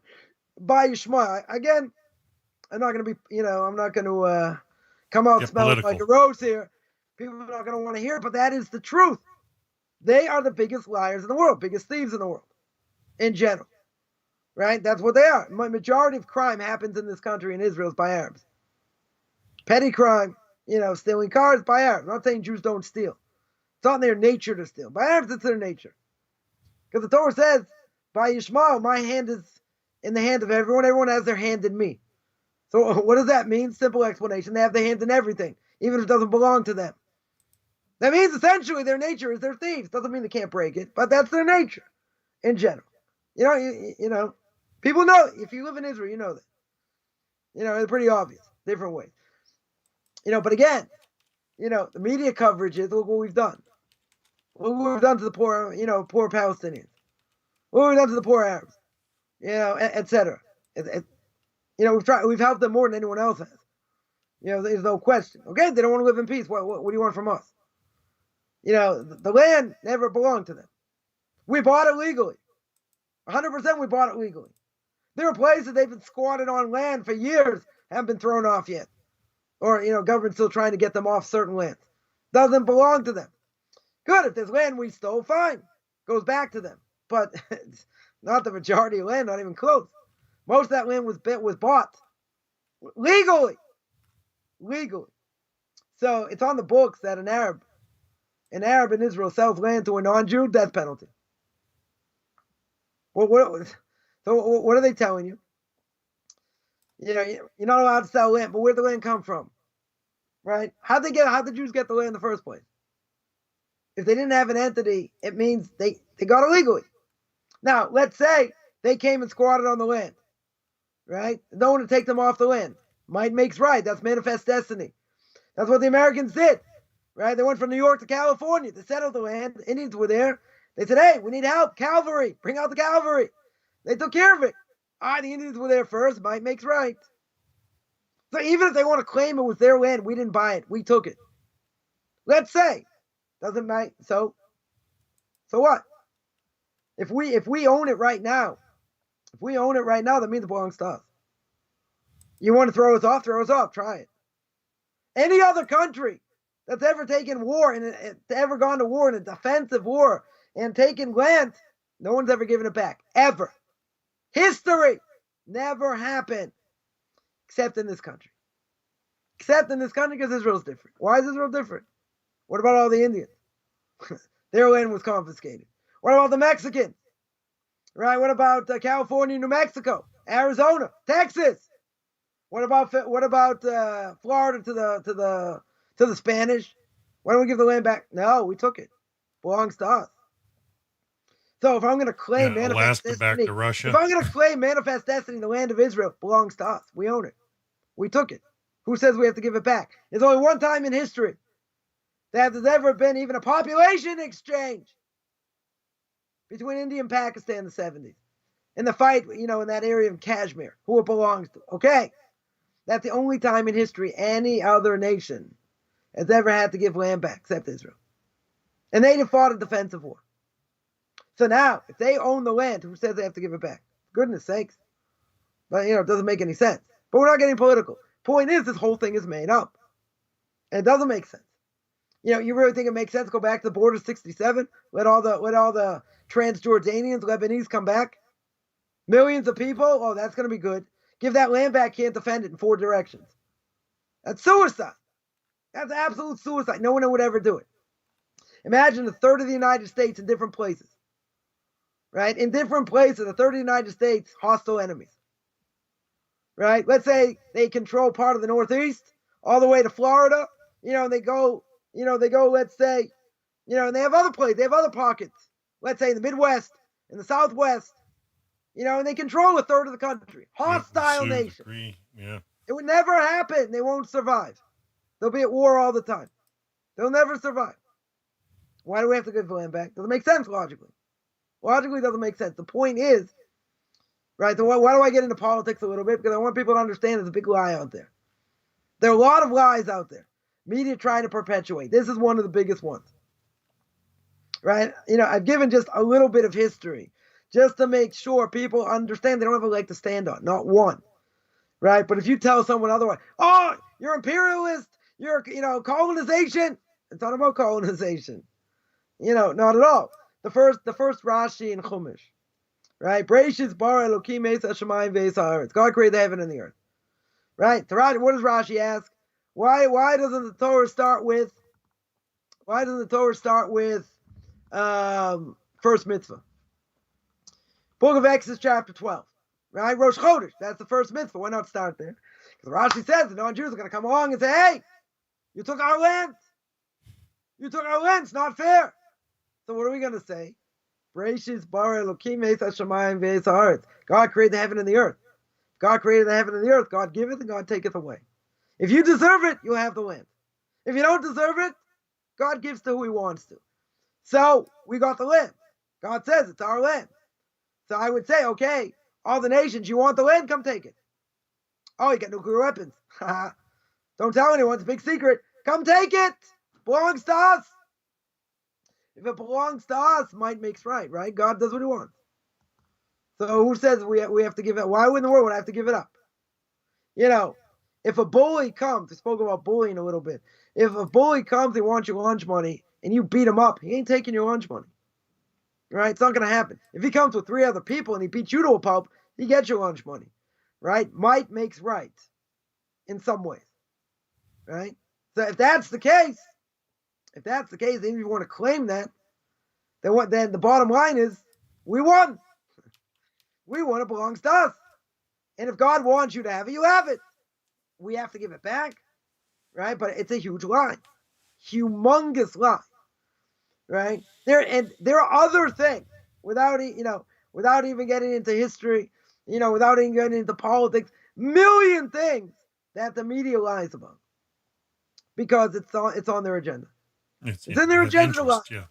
It's in their interest, and if that's the case, it doesn't matter unless they get exposed. And a lot of times the damage is already done. So imagine New York Times got caught, libeling somebody. And they won. They actually won the case. New York Times has to post an apology. Where's the apology going to go? Probably page 297 in a print so small you need bifocals to read it. But what's the problem? The problem is damage is done. You're never going to win that argument because you got slaughtered. You 100% get slaughtered. So there are people trying to tackle the media, trying to answer up for what the truth is, etc. And, we have an obligation to try and do that. But the media is very, very powerful. Who's the media in control of? By the left. So they have their own agenda. They have their own progressive, less progressive, more progressive, agenda. When it comes to Israel, everything's free game. Everything's free game. So you have all these leftist things out that couldn't a person be duped, by what they see? Of course. Right? So now, so for the last 45 minutes, you asked the question, so what does God think? Right? What does God think over here? He doesn't want you to be duped. He doesn't want you to be duped over here. What does he want? He wants you to see through it. He wants you to be able to see the truth. How are you going to be able to see the truth in this world? This is what we call, this world is a lamad shikra. It's a world of falsehood. 100% a world of falsehood. If it's a world of falsehood, how do we see the truth? Because of people like you. People like Noahide Nations. Right? People like Tanakh Talk. They're getting out the truth to people. Right? And people coming out of Christianity, they're seeing the truth. So it's going to be not by masses. Right? Maybe not till the end of days. Right? The real end of days. Where everyone's going to see that God runs the world, God's in charge. But the masses aren't going to be in existence. However many people, are going to survive are going to survive. It's not going to be the masses. Right? A third gets destroyed. A third of the people get destroyed. A third are going to survive. A third are going to be in between. A third are going to get wounded. We'll see who survives. Means a third of the world gets destroyed in 1 second. They get zapped. Right? But there are people that will see the truth. That will come out and see the truth before. But isn't the truth hard to find? You can tell me the truth is hard to find because if a person grows up as a Christian, they're not taught they're not taught the question. The ethics. Bare fundamentals. They're not taught the question. And if they do questions, they can have faith. Right? Prince, gotta have faith. Right? You're gonna have to have faith over here in order to believe. But they don't have answers. So they'll tell you, you got to pray some more, you got to have more faith, but you don't have answers. Oh, they'll guilt trip the heck out of you. So they keep people ignorant, and by scaring them and say, if you don't believe in JC, you're going to fry in hell forever. Right. Right. Right. That's a scare tactic. So what's going to happen? They're going to be afraid to do anything. right? But the evidence is there. The evidence is there for someone to see the truth if they want to. The media makes it real hard. The media makes it real hard. The church makes it real hard. You're fighting an uphill battle. That's why the masses will not be saved. Handfuls of people will be saved, not the masses. Because they have the ability. Some people are going to have the ability to get out of it and to be able to see what the truth is. So, what about these poor Indians worshiping cows, and Hindus and all that, and they're brainwashed? You're right. But God could just as easily unbrainwash some people to have them see the truth. They just don't want to see the truth. It could be they're too far gone. Or like somebody once told me, said, yeah, my father believes that, I've been in the church 50 years, 60 years. What, do you think they've been lying to me? Yeah. As a matter of fact, they have. 100% they've lied to you. But they don't want to see it because then they have to change their lives and whatever. They don't want to do it. People have the opportunity to see the truth if they want. If they don't want to see the truth, they'll take fantasy. They'll be more than happy with fantasy. Why? Because it's a lot easier. It's a lot easier. But living in the world we live in, as you said, 100%, there's a tremendous amount of deception. There's a huge amount. There's a huge amount of deception. So if there's so much deception out there, you're right. It's hard to find the truth. That's really hard to find the truth. But the problem is today, as I would say, most people, the most important question is, do I put ketchup or mustard on my hot dog? They're not interested in truth. Most people today care less about truth. I've had this argument with somebody for a while, and they say, it doesn't matter what you say, I'm never gonna change my life, so it's irrelevant. This doesn't have any relevance to my life. It's you talking. I said, but I can show you how it does. But they're not even going to get in the conversation. Why? Because they're already into marrying. And if they get in the conversation, they find out I'm right, their whole life is a travesty of a mockery of a sham. So it's not about truth. People don't care about truth today. They're not interested in truth. They want to live what they want to do. I want to do what I want to do. Okay? That has nothing to do with truth. That has nothing to do with Torah. Right? If you want to tell me, as we said at the beginning, see, Torah is a whole circle, and someone's going to say, well, I'm going to do what I want to do, and, it doesn't really matter. It's true. It's not true. Then are you allowed to pick and choose? And I'd just be much happier if people would say, I pick and choose. I do what I want. I don't do what the Torah says. Because I don't really care. I do what I want to do. And if I do what I want to do, it doesn't matter. But that's not what Torah is. Right? But people will never admit it. Most people. You'll never get them to the next question. You'll never get them to the next question. Is it true or it's not? You won't get there. Because they don't care. People like that, they're gonna die. Right? They're gonna die. They're gonna get slaughtered. God's gonna slaughter them. Because, people say all the time. They say all the time, you are one closed-minded fanatic. I've been called a lot worse. I've even been called a hoot, right? I've been called a lot worse.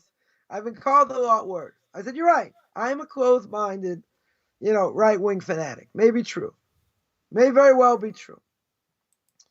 But if you claim to be so open-minded, see, I know how you think. It's so open-minded, their brains fall out. That's it. But, I said, I've been in your world. I know what your world's all about because I've been there. I've lived it. You don't have to agree with everything I've seen. You can say it's my opinion. You're right. But this is what I think. This is what I've seen. So, but you don't know anything about my world. You're terrified to even have a conversation about my world. Why are you terrified? Very simple. Because my world might actually be right. It might actually be true. And if it's true, then you're going to have to answer for what you've done. So the reality is, and there are a lot of different things, as you've seen by certain references I've made, I can talk to people about a lot of different things. Politics, sports, entertainment, this, that, so I can speak about that. Not necessarily things I like to speak about. I mean, I do to a certain extent, but, in general, I can speak about that. So I can come down to your level and speak on your terms. Right now, I'm not saying you're going to sit in your yeshiva and learn 20 hours a day, for the next 5 years. That's never going to happen. Right? But you're not even entertaining the possibility, being so open-minded and say, and see what the other side has to say. Right? You're not even entertaining that possibility. You say, I've been brainwashed. You're right. Thank God I've been brainwashed. Right? But is it true? Is it not true? Did God speak on Mount Sinai? You're not even gonna get that conversation. They're not even gonna open up. Why? Because if you dig into them and they see that they might be faulty or whatever, they don't want to go there. They're never gonna go there. So they'll make fun, they'll say things, this, that. But just call a spade a spade. And I will say, there are people out there not open-minded. Do not tell me you're open-minded. Yeah, I told somebody once they just said, want to do you're what so they want to do. close-minded, you would never send your kids to university, to college. I said, you're right. But I said, I would send them, which is a lie, but I said, I would send them to college or university. You send two of your boys to yeshiva. Oh, I would never do that. I would never do that. Oh, so you're not that open-minded, are you? Prove it wrong. That's all I want people to do. Show me where the Torah is not true. Don't say it doesn't fit my world outlook. Don't say killing all the Midianites is evil, right? And God is evil. Why would God do that? Oh, you want to know about suffering? Got a great book. Got great things to say about suffering. You want to hear it? No. You're talking to a brick. These people are bricks. They're not interested, right? But don't call yourself. I'm more enlightened. That's your opinion. That's your world out. You're right. Prove it wrong. Show me where it's wrong. Show me where. I don't have to do that. Why do I have to do that? Get off your soapbox. A family member told me, get off your soapbox. That's for your students. Not going to work on me. Why isn't it going to work on you? Because there might be a possibility I'm actually right.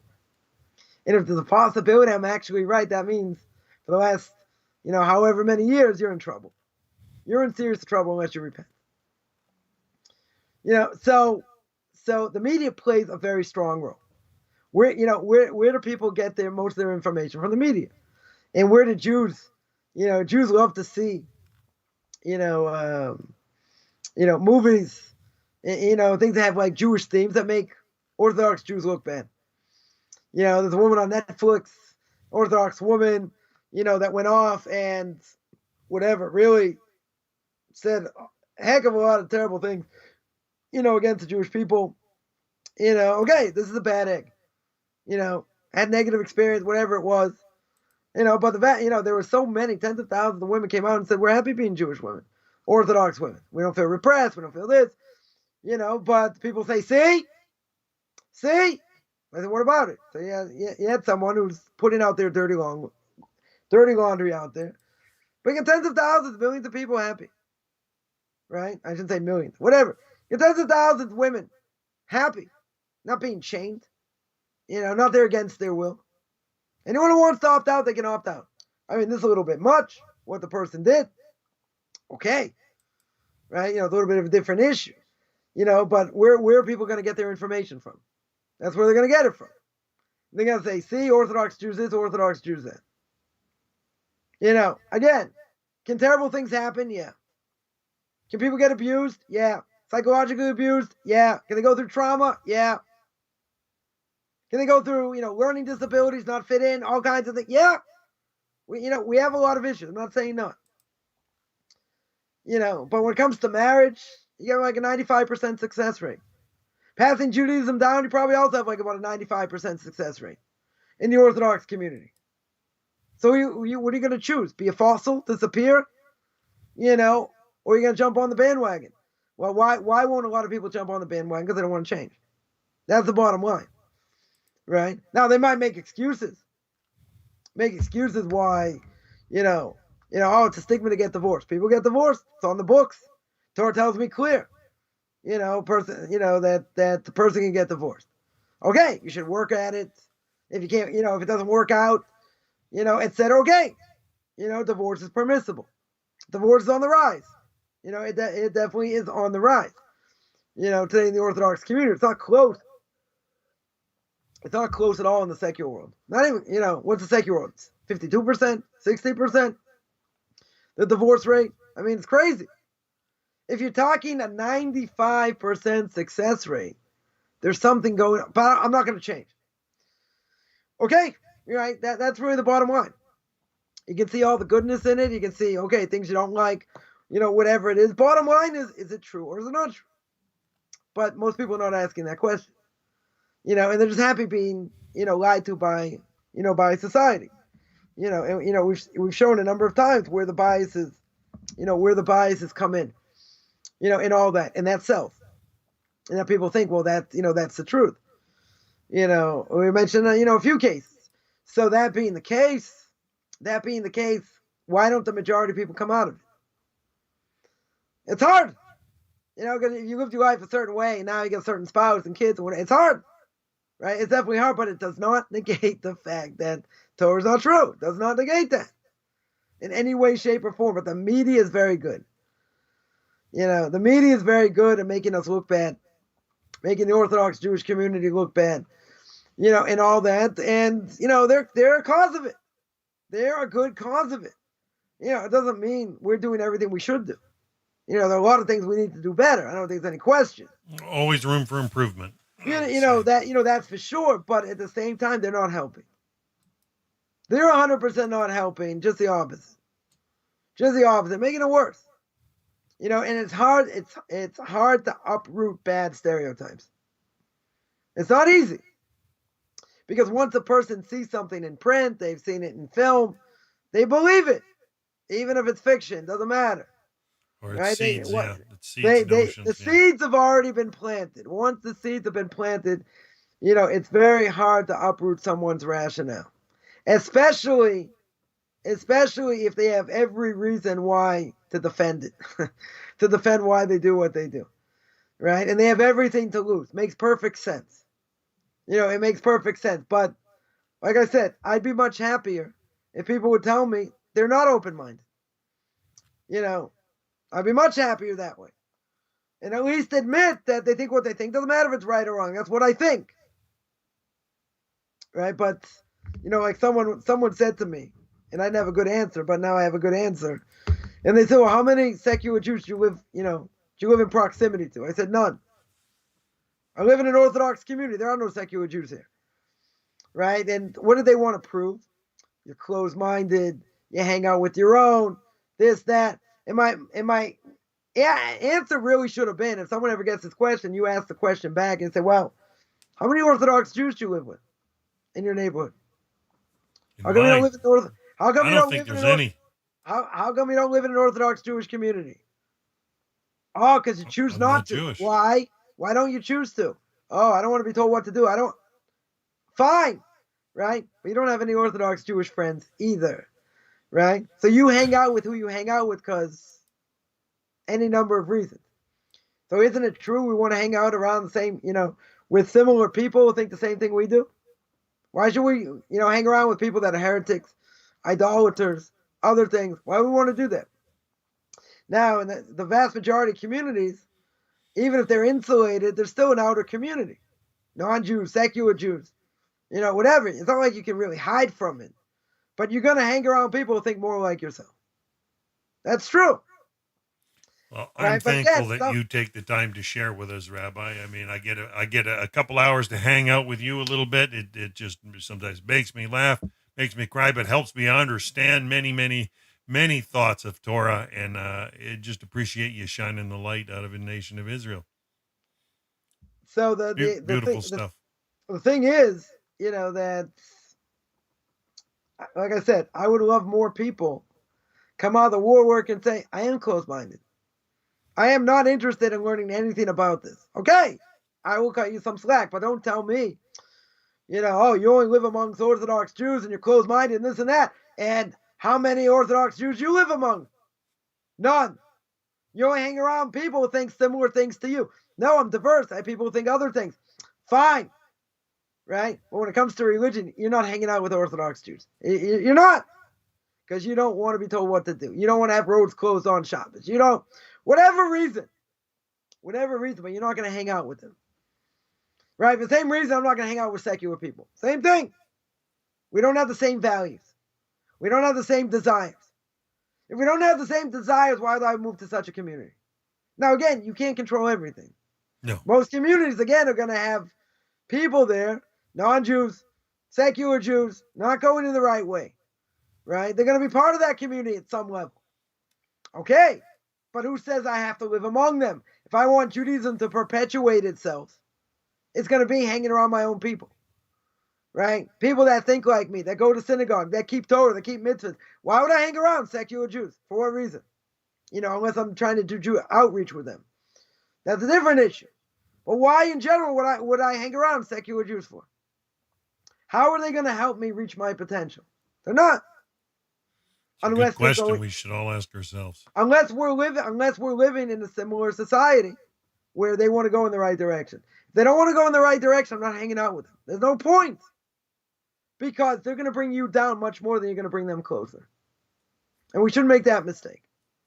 If we're doing Jewish outreach, a different issue. Right? I don't want to go there, but it's a different issue. But secular Jews will never hang out with Orthodox Jews. They won't live in a community of Orthodox Jews. They won't. And any time the Orthodox Jews move into a community, right? You take Jackson, New Jersey. You take a few other places, and Howell and other places where the Orthodox community is expanding by leaps and bounds. They want cheaper housing and whatever. So they're going to expand to outer-lying communities. And non-Jews don't want that. Secular Jews don't want that. Right? Why don't they want it? Because they understand what it is.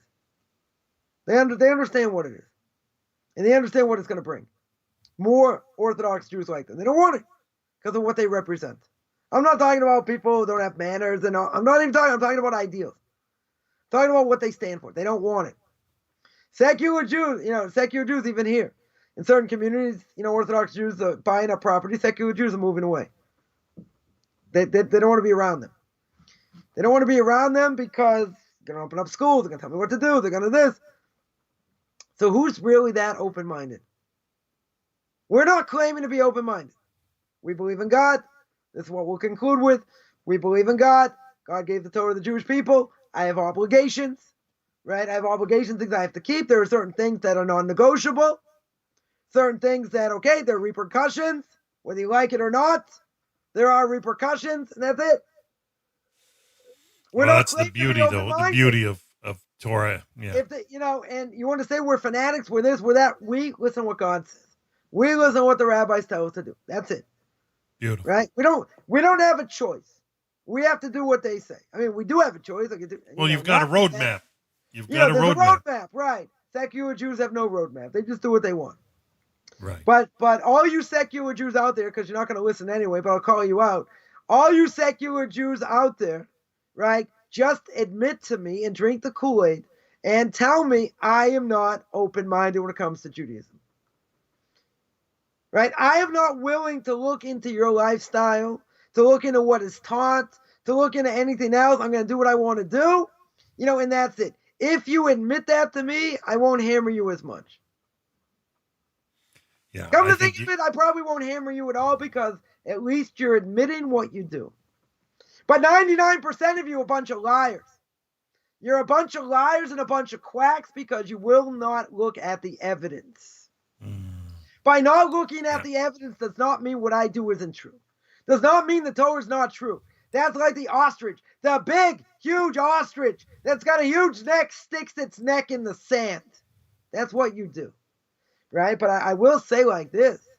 If you were looking into a stockbroker, you were looking into, to buying a house, you're going to turn over the world to see, it's a stockbroker, know what he's doing.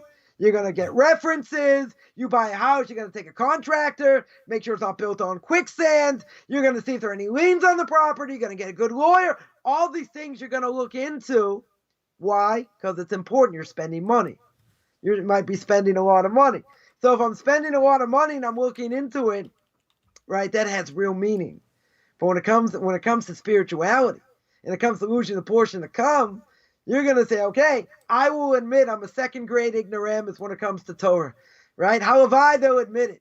But I'll admit I'm a second-grade ignoramus when it comes to Torah, and I'll never look into it, and therefore you're a quack, meaning me, and what you believe in is archaic and all that. Okay, prove it. Prove it. Yeah. Show me. Yeah, I believe it's still for today, Rabbi, and we're so thankful that you're sharing the ethics of the fathers with us. I'm going to call out Kyrie Irving. Kyrie Irving, show me that and prove to me the world is flat. You absolute moron. Show me the world is flat. Columbus went against that. Proved it beyond the shadow of a doubt. Do I really care what you have to say that the world is flat? Seth Rogen, do I really care what you have to say about Judaism? You're a buffoon. You don't know anything about Judaism. Julius Edelman will call you out also, even though you're not Jewish, right? You're going to tell this anti-Semite, this basketball player, we're going to have Shabbat dinner. What are you going to tell him? What are you going to tell him why he's not going to be an anti-Semite? Go sit and learn. Do me a favor. Don't show how ignorant you are, because I could turn you into a pretzel. It's very, very easy. You have a second grade Jewish education, but you talk like you know what's going on in the world. You talk like, no doubt there's no world to come. Really? You studied Kabbalah? No. You studied the philosophers? No. You studied the later philosophers? No. Jewish philosophers? No. You read the Torah from cover to cover? No. You saw the movie? Good. You're an idiot. You cannot, and this is, again, one of my pet peeves, is that you want to show ignorance, fine. Right? But do not talk authoritative and don't say, oh, I don't believe in that.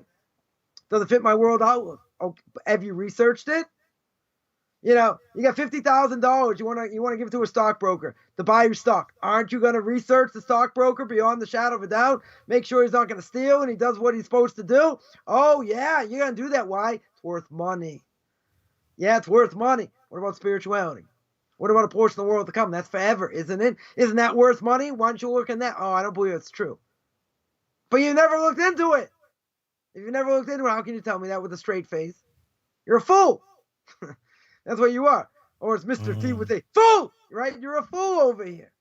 That's what you are. A second grade education. And I don't have to respect that.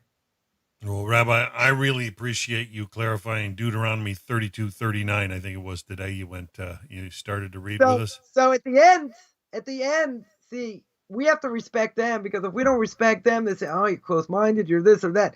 But you don't respect anything we say. You don't respect any sources we bring. You don't respect anything, right? So now, why is it courtesy? As a courtesy, you're a buffoon. You can't read Hebrew, right? You got a first grade. I'm not going to downgrade it. You got a first grade Jewish education, pre-K Jewish education, and I have to really take what you say seriously. I'll give one example. I want to end with one example. One example. Someone tells me the other day, in their synagogue, considered a synagogue, might as well be reformed, doesn't matter. Right? When it comes to the mourner's prayer, who says the mourner's prayer? Someone you have an obligation to mourn for.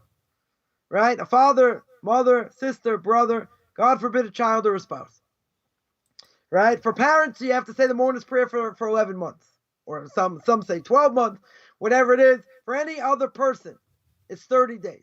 Now, there's some people that will say Kaddish for somebody, the mourner's prayer.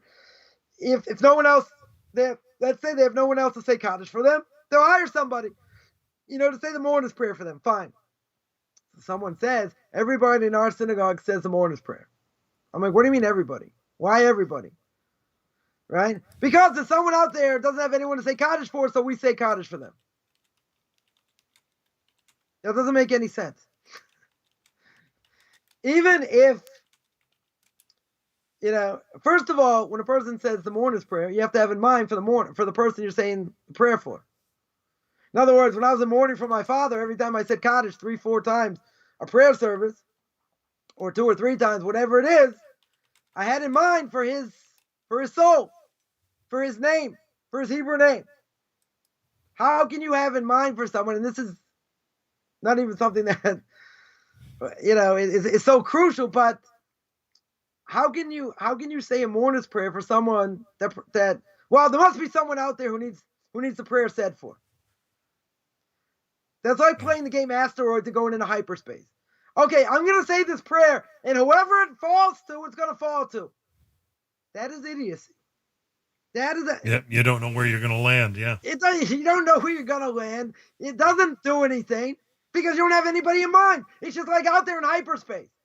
So you're going to say, okay, but they don't really believe in God. They don't believe in this. So why are you going to sit here and make fun of it? We have to think. God gave you a brain. That doesn't make any sense at all. Coffman's law is, if you're going to do it, do it. If you're not going to do it, don't bother. It's a waste of time. Well, I'm progressive. I think like this, but it doesn't make any logical sense. Doesn't make any logical sense. Bottom line, people don't care. Yeah. They're just gonna do what they want to do anyway, and that's it. But everybody should know that does not negate the fact that the Torah is not true. Doesn't negate that. It doesn't say anything about the Torah. It just says I'm gonna do what I want to do. And what are they gonna do? They're gonna put their arms like this. They're gonna fold their arms up, and that's it.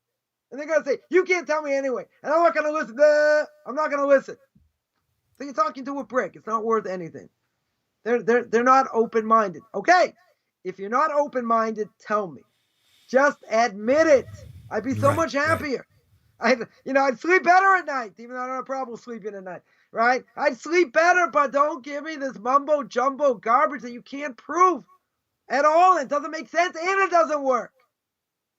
We're gonna end on that. Next week, we're gonna have a class in the middle of Sukkot. And it's going to be chapter 2, Mishna 7, part 5. Part 5. Now, well, hopefully I don't come up with a question that causes the it doesn't matter because I did. I started it and I ran with it and I went other places. And you brought it around really well in the end. Yeah, I brought it all back, but you did. When it comes to free will, there's a ton to talk about, but we got caught up in the media, and other things. You really have helped me to understand divine decree. And more than that, when Hashem does loving kindness, I understanding and deciphering the difference, in life of when something is truly an act of loving kindness from Hashem, or a divine decree. I mean, right. There is a question I just want to answer. Someone asked here, why are there different categories of Judaism? Well, there really isn't. There's only one. Everybody up until 250 years ago was Orthodox. The Reform and Conservative movement started in the late 1800s. And they're both dying. They're both going to be non-existent at some point. Right? It's just only a matter of when. You've been clear on this. So they have veered off. There were people that when they intermarry, they start to die. There were people that were idolaters. There were people that were idolaters, other things, etc. Throughout the millennium, and people falling off the path. But these quote unquote movements that are come because they wanted to make Judaism more modern. Right. Now I'd be all for that if it worked, but it doesn't work. Yeah, but it's a death. Orthodoxy stayed the same. 100% it stayed the same. People thought it was going to die. Right after the Holocaust, they certainly thought it was going to die. These are man-made movements to make people feel good in order to give their kids a little bit about Judaism, and they don't have to take on all, they can have a Passover Seder, they can sit in a sukkah maybe, probably they won't, light Hanukkah candles, that's it. Right? Maybe they'll go to the synagogue and Rosh Hashanah. Orthodox light. No, it's not Orthodox light. It's they just do what they want. There's nothing to, someone once told me, I'll give an example how stupid it is. Someone made a comment to me once, many years ago, right? Going to synagogue, you have to buy a ticket, right? In a lot of synagogues, you have to buy a ticket for Rosh Hashanah Yom Kippur to get a seat, right? However much it costs. So someone said, the closer I get to the air conditioner, the more, the more money I pay, the closer I get to the air conditioner. So I said, I got a great idea. Why don't you just buy a portable and bow down to it? Baruch atah lemazgan. Right, blessed are you, the holy air conditioner. They're like, well, that's very cynical. I said, but you told me the more money you pay, the closer you get to the AC. Right now, so if it's only about getting close to the AC, so why pay the money? Just bow down to an air conditioner. They're like, that's very cynical. But I said, you're not telling me anything else. So if that's your mentality, going to synagogue for whatever reason, to be entertained or who knows what, and you're bowing down to an air conditioner, that's not Judaism. That's absolutely not Judaism. Right? In any way, shape, or form. There are so many things I could go on till tomorrow. It's almost tomorrow for me anyway. Right? I could go on for days about how silly it is. So why do people do it? Why do people believe in it? Right? They don't believe in it. They just do it because they want to give their kids something. They just do it because I'm not going to be Orthodox. Or I'm not going to be Reformed. Or I'm going to reform. I'll change this. I'll change that. It doesn't really matter. Right? It's all make-believe. So I'll do what I want. But these movements were specifically to bring Judaism into the 20th century. The Reform movement, the whole purpose was to uproot Torah. That was their whole purpose. They wanted to change things. That was their purpose. Conservative movement, less. But at the end of the day, the end result is the same. right? It's just that my Rebbe will hold the Reform movement is worse because their goal was 100% to uproot Judaism, right? To change things around and do whatever they wanted, right? The conservative movement was not started that way. Most of the people that started the conservative movement were Orthodox. But what happened? They veered off after a while, right? And they're only 10 years behind Reform. So why do you have these movements? I would say you have these movements historically. I explain why they came into being. And now, these movements are doing a great job of destroying Judaism and having people go off in assimilation into marriage. That's what they're doing. Is that what God wants? No, but he gives people free choice. Someone asked me once, my parents' synagogue, they said, "Do you really believe in this stuff?" I said, "What do you think? I would have alienated so many people if I didn't? I would have ticked so many people off." So no, you've been quite vocal, Rabbi. And I want to make sure. Bottom line is, I know what they stand for. Is that what God wants? It's not what he wants, but he gives us free choice. It's like, okay, when does a person, a secular Jew, right? Bad joke. When does a secular Jew use his Hebrew name? 4 times in their life. When they're born, they get a name. Bar mitzvah or bat mitzvah, they're called up to the Torah. When they get married, normally, and when they die. Next stop, assimilation. That's where they're holding. They want to have some level of Judaism. May not be your level, right? Meaning my level. But they want to, somewhat feel good about Judaism in some ways. Other people hide from their Judaism. Moshe Mendelssohn, be a Jew in your heart, be a Jew at home, be like everyone else outside, right? Outside, be dressed like everyone else and assimilate and all that, right? But at the end of the day, with everything that's been done, it doesn't work. It doesn't work, but the philosophy doesn't make sense either. And all that being true, it's not God wants these movements. He doesn't want these movements. But what did God do? He gave what he gave. Yeah. He allowed them to exist. He allowed people to go down the slippery slope and make mistakes. So now they're going to pay. They are going to pay at some level. There's no question. But it's absolute idiocy in a lot of other ways. I mean, I could be here till tomorrow. All the crazy things I've heard. Which I mentioned, in different classes. So, the bottom line is that people have free will. So they wanted to make Judaism easier. That's what they wanted to do. They wanted to make it easier for people. So they did. They made it a lot easier. But it could be deception. First of all, it doesn't mean it's successful. Second of all, it doesn't mean it works. Right? They just wanted people to feel good about their Judaism without all the trimmings. Do a little bit here, a little bit there. That's what they wanted. But they wanted to make it more modern. Because they felt if we allow this and allow that and allow the other thing, it's going to bring more people back. It's going to bring more people back in the synagogue. Well, that's not true. It's certainly not true. You go to a conservative synagogue during the week. Let's say they have services during the week. How many people they get there? How many people come in the synagogue and actually learn from the books that are there, if there are any books? Anybody? The only Judaism that's surviving is Orthodoxy. That's it. It's based on knowledge. It's based on learning.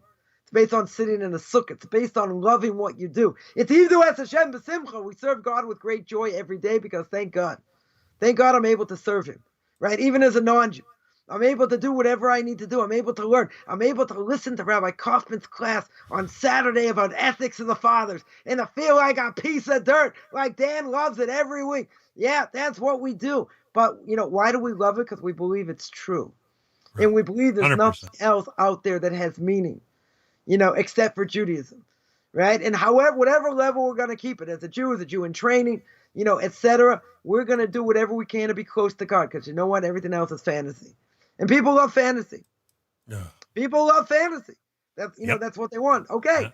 So what if I light a Hanukkah menorah? So what if I have a Passover Seder? I go to synagogue, once or twice a year. You think that's the obligation?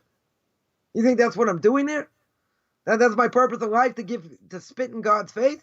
Give him lip service? So the conservative movement says we're going to bring Judaism to the next. They're going to say we're going to bring Judaism in the next millennium. We're going to bring it into the 20th century. Going to make it more modern. We're going to make it a vibrant thing. Dead. It's dead today. Totally. Rabbi, didn't your people experience this 1,000 years ago, 1,500, 2,000 years ago? I mean, they must have felt the pinch of sway in Babylon. Yeah, but every generation has their own evil inclination. Right. In the early 1900s, you had communism, socialism, you had the Bund, right? You had democracy, you had all kinds of things that destroyed Judaism. The Enlightenment, worst thing that Napoleon, short little guy, Napoleon did was open up the ghettos. Open up the Jewish ghettos. What did that do? Cause assimilation. Anytime the ghettos were open, we didn't stay among ourselves, got destroyed.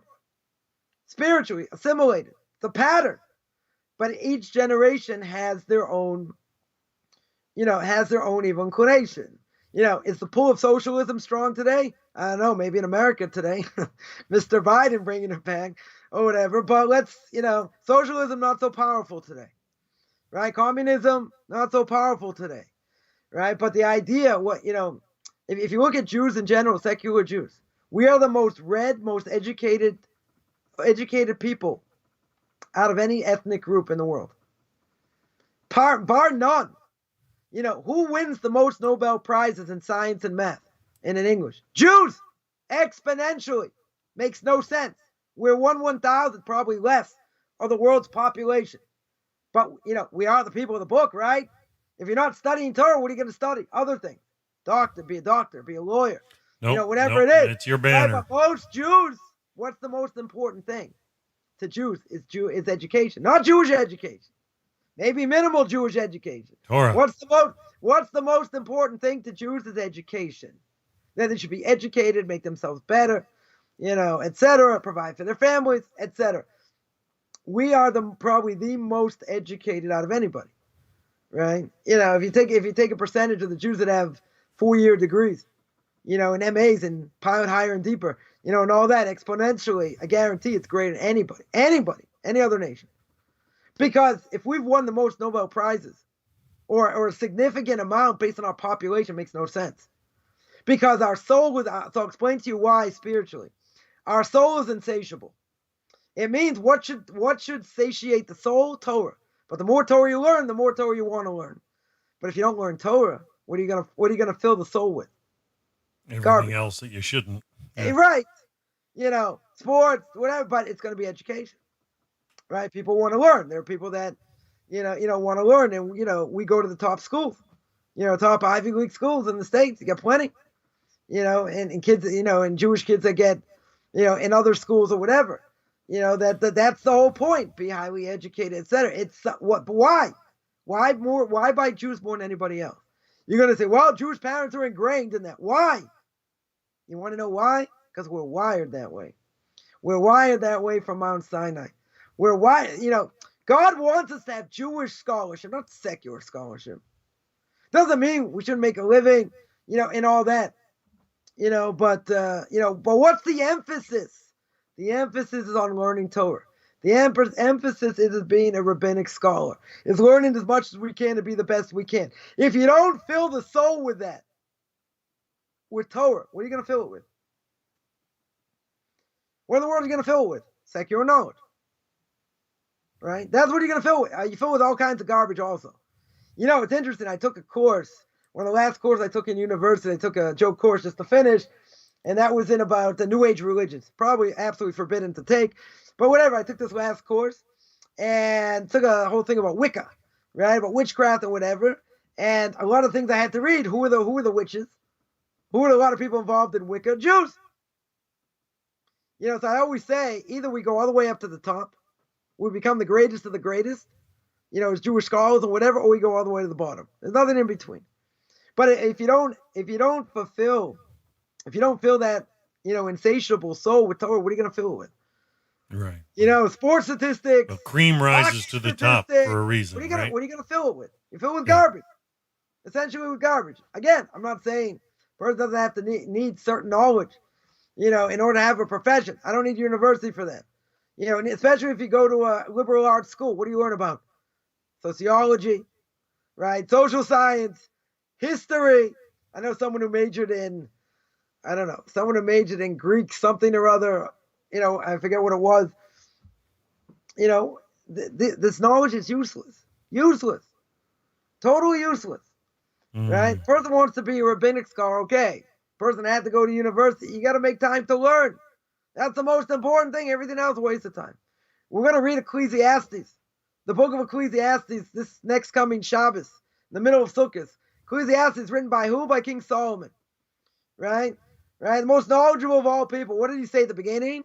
Everything's vanity. Everything, we live in a world of vanity. That's why we live in a hut. It's got branches on the top, can be taken away by the wind. To show this world, we're going to see one day, probably next millennium, whenever we get there, this world of prose door. It's a portico, right? It's a portico to the world to come. We're only here temporarily, in this world. But people think, fame, I'm going to live forever. Forget it. We're not going to live forever, right? We're only here for a short amount of time. If we're only here for a short amount of time, we've got to maximize the time, right? How should we maximize the time? Learning Torah. That's what we should do. And everything else is going to be, it's really going to be a waste of time. Even though I do have to make a living, we've spoken about that. The question is, I don't need to go to university to do that. But if a person has a liberal degree, right, degree in liberal arts, so to speak, what knowledge you getting? It's a waste of time. You're not going to be able to use any of it, most likely. Unless you're going to, go further, and teach it or whatever. But, I don't want to digress here. The point is, we're here to toil, as the Ramchal says. If we're here to toil, we're here to struggle, we're here to work hard. So the idea is I have to learn. I have to know what to do. I have to know what my purpose is as a Jew or a non-Jew. Right? And once I understand that purpose, I have to go out and do it. And it's not an easy thing to do. But I have to be surrounded by Torah mitzvahs. I have to be surrounded by people who think the same thing. And if not, I could go astray very easily. Very, very easily. Yep, very well said. And time has proven that over and over and over again, hasn't it? Yeah, and if you don't go in that path, you'll disappear. You'll be a fossil. And someone will say, but I don't have to change. Okay. That's your choice. But what do we say before? If you tell me it's not true, and the Torah is not true, you have to prove it. If you tell me I don't have to prove it, I'm going to do what I want. Okay, but statistics show if you look like me, you'll be able to pass Torah down to the next generation. If you look like anybody else, your chances are about zero. About negative numbers. It will not happen. Right? If it doesn't happen this generation, it'll happen next generation. Right? 4 generations later, you will not have Jewish great-grandkids. Right? That's the joke. We'll end off with a joke here. That's the joke. What's the difference between Trump and a Reform rabbi? And the answer is Trump's grandchildren are Jewish. Which is true. Imagine having a Shabbos goy as a former president, whether you like him or not. Use him as a Shabbos goy. You could use him as his own daughter could use her father as a Shabbos goy. Imagine. Right? So it's God's irony. Like in my own family, I got Coffman's not Jewish. I got, Goyish names that are Jewish. Because the mother's Jewish. Okay. God's irony.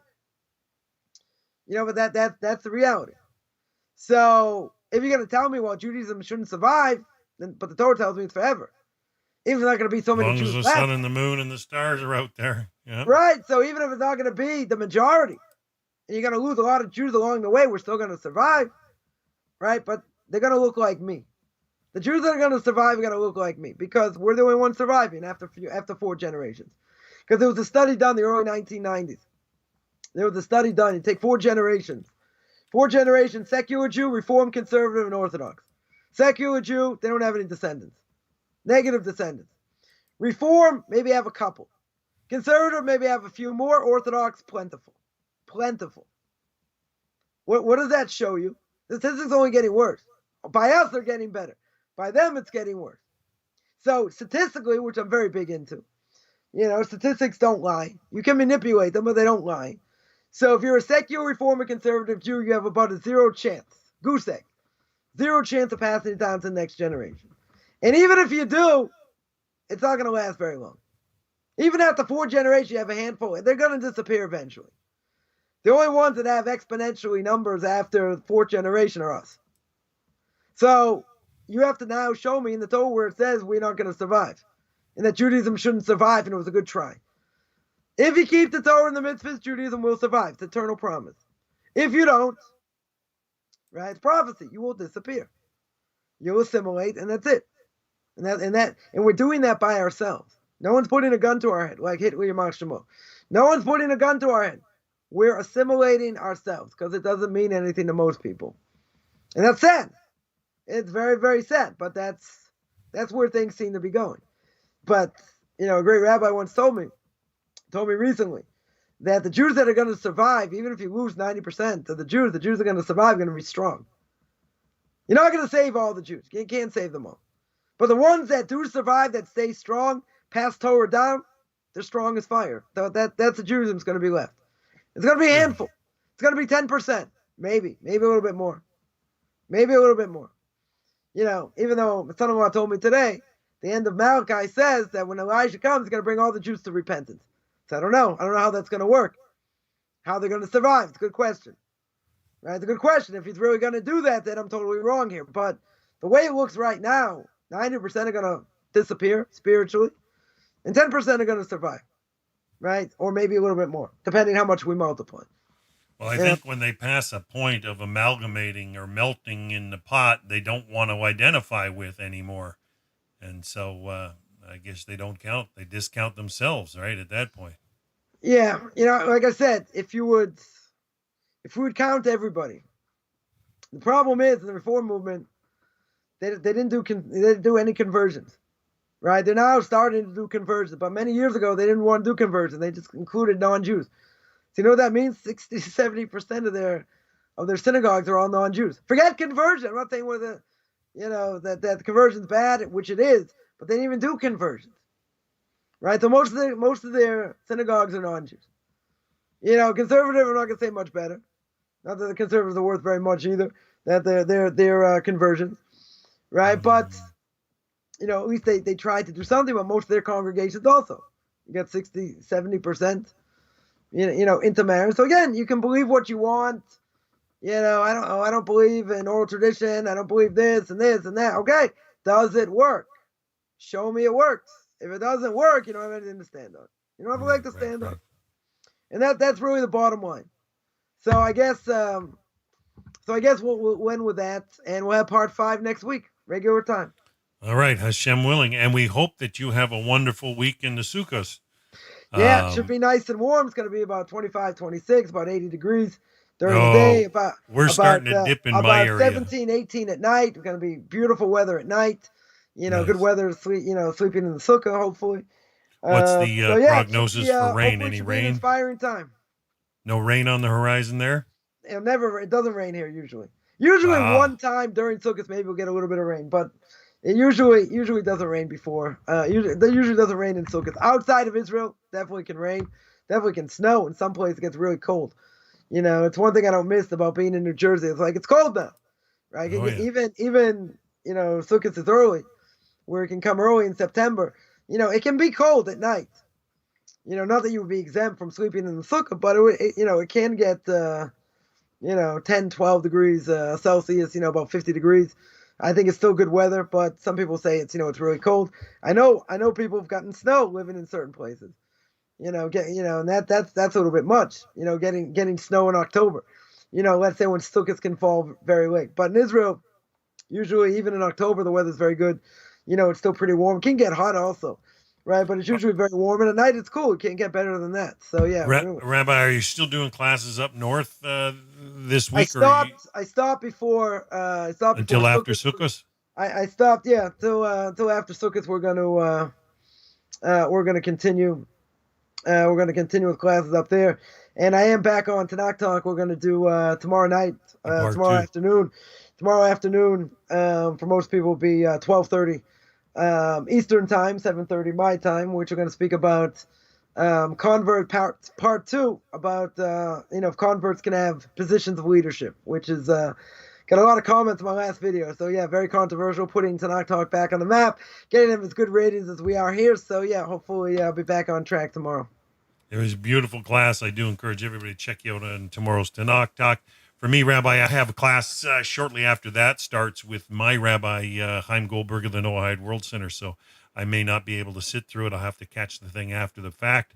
But I'm so glad that they get recorded for people to like, for people to share at later dates and times. And I encourage everybody out there, share this video out there on social media. Click that like button. I do appreciate Rabbi Coffman. You know, I watch the numbers on the Noahide World Center, how close they are, and his numbers seem to be, continually growing steady week after week, year after year. And it's just such a joy that he takes the time to share with us ethics and then bring it around about to a wonderful point. And we know that you're firm on your Orthodox position, Rabbi. You're standing strong, and we appreciate that and all that you do out there. And we just hope that you're blessed. You can always support Rabbi. You can find him on his website, orthodoxconversion.com, or on his Facebook page, Beyond Orthodox Conversion on Facebook. Feel free Judaism, to reach out. Beyond Orthodox Conversion to Judaism. Okay, there you go. You got it, folks. So look for him there on social media. You can find him or visit his website. And we'll be back next Saturday, same time. It's 11 a.m. in the morning. It starts for me here in the Pacific Northwest. We'll see you then. So next Saturday, we hope you all have a wonderful, wonderful week.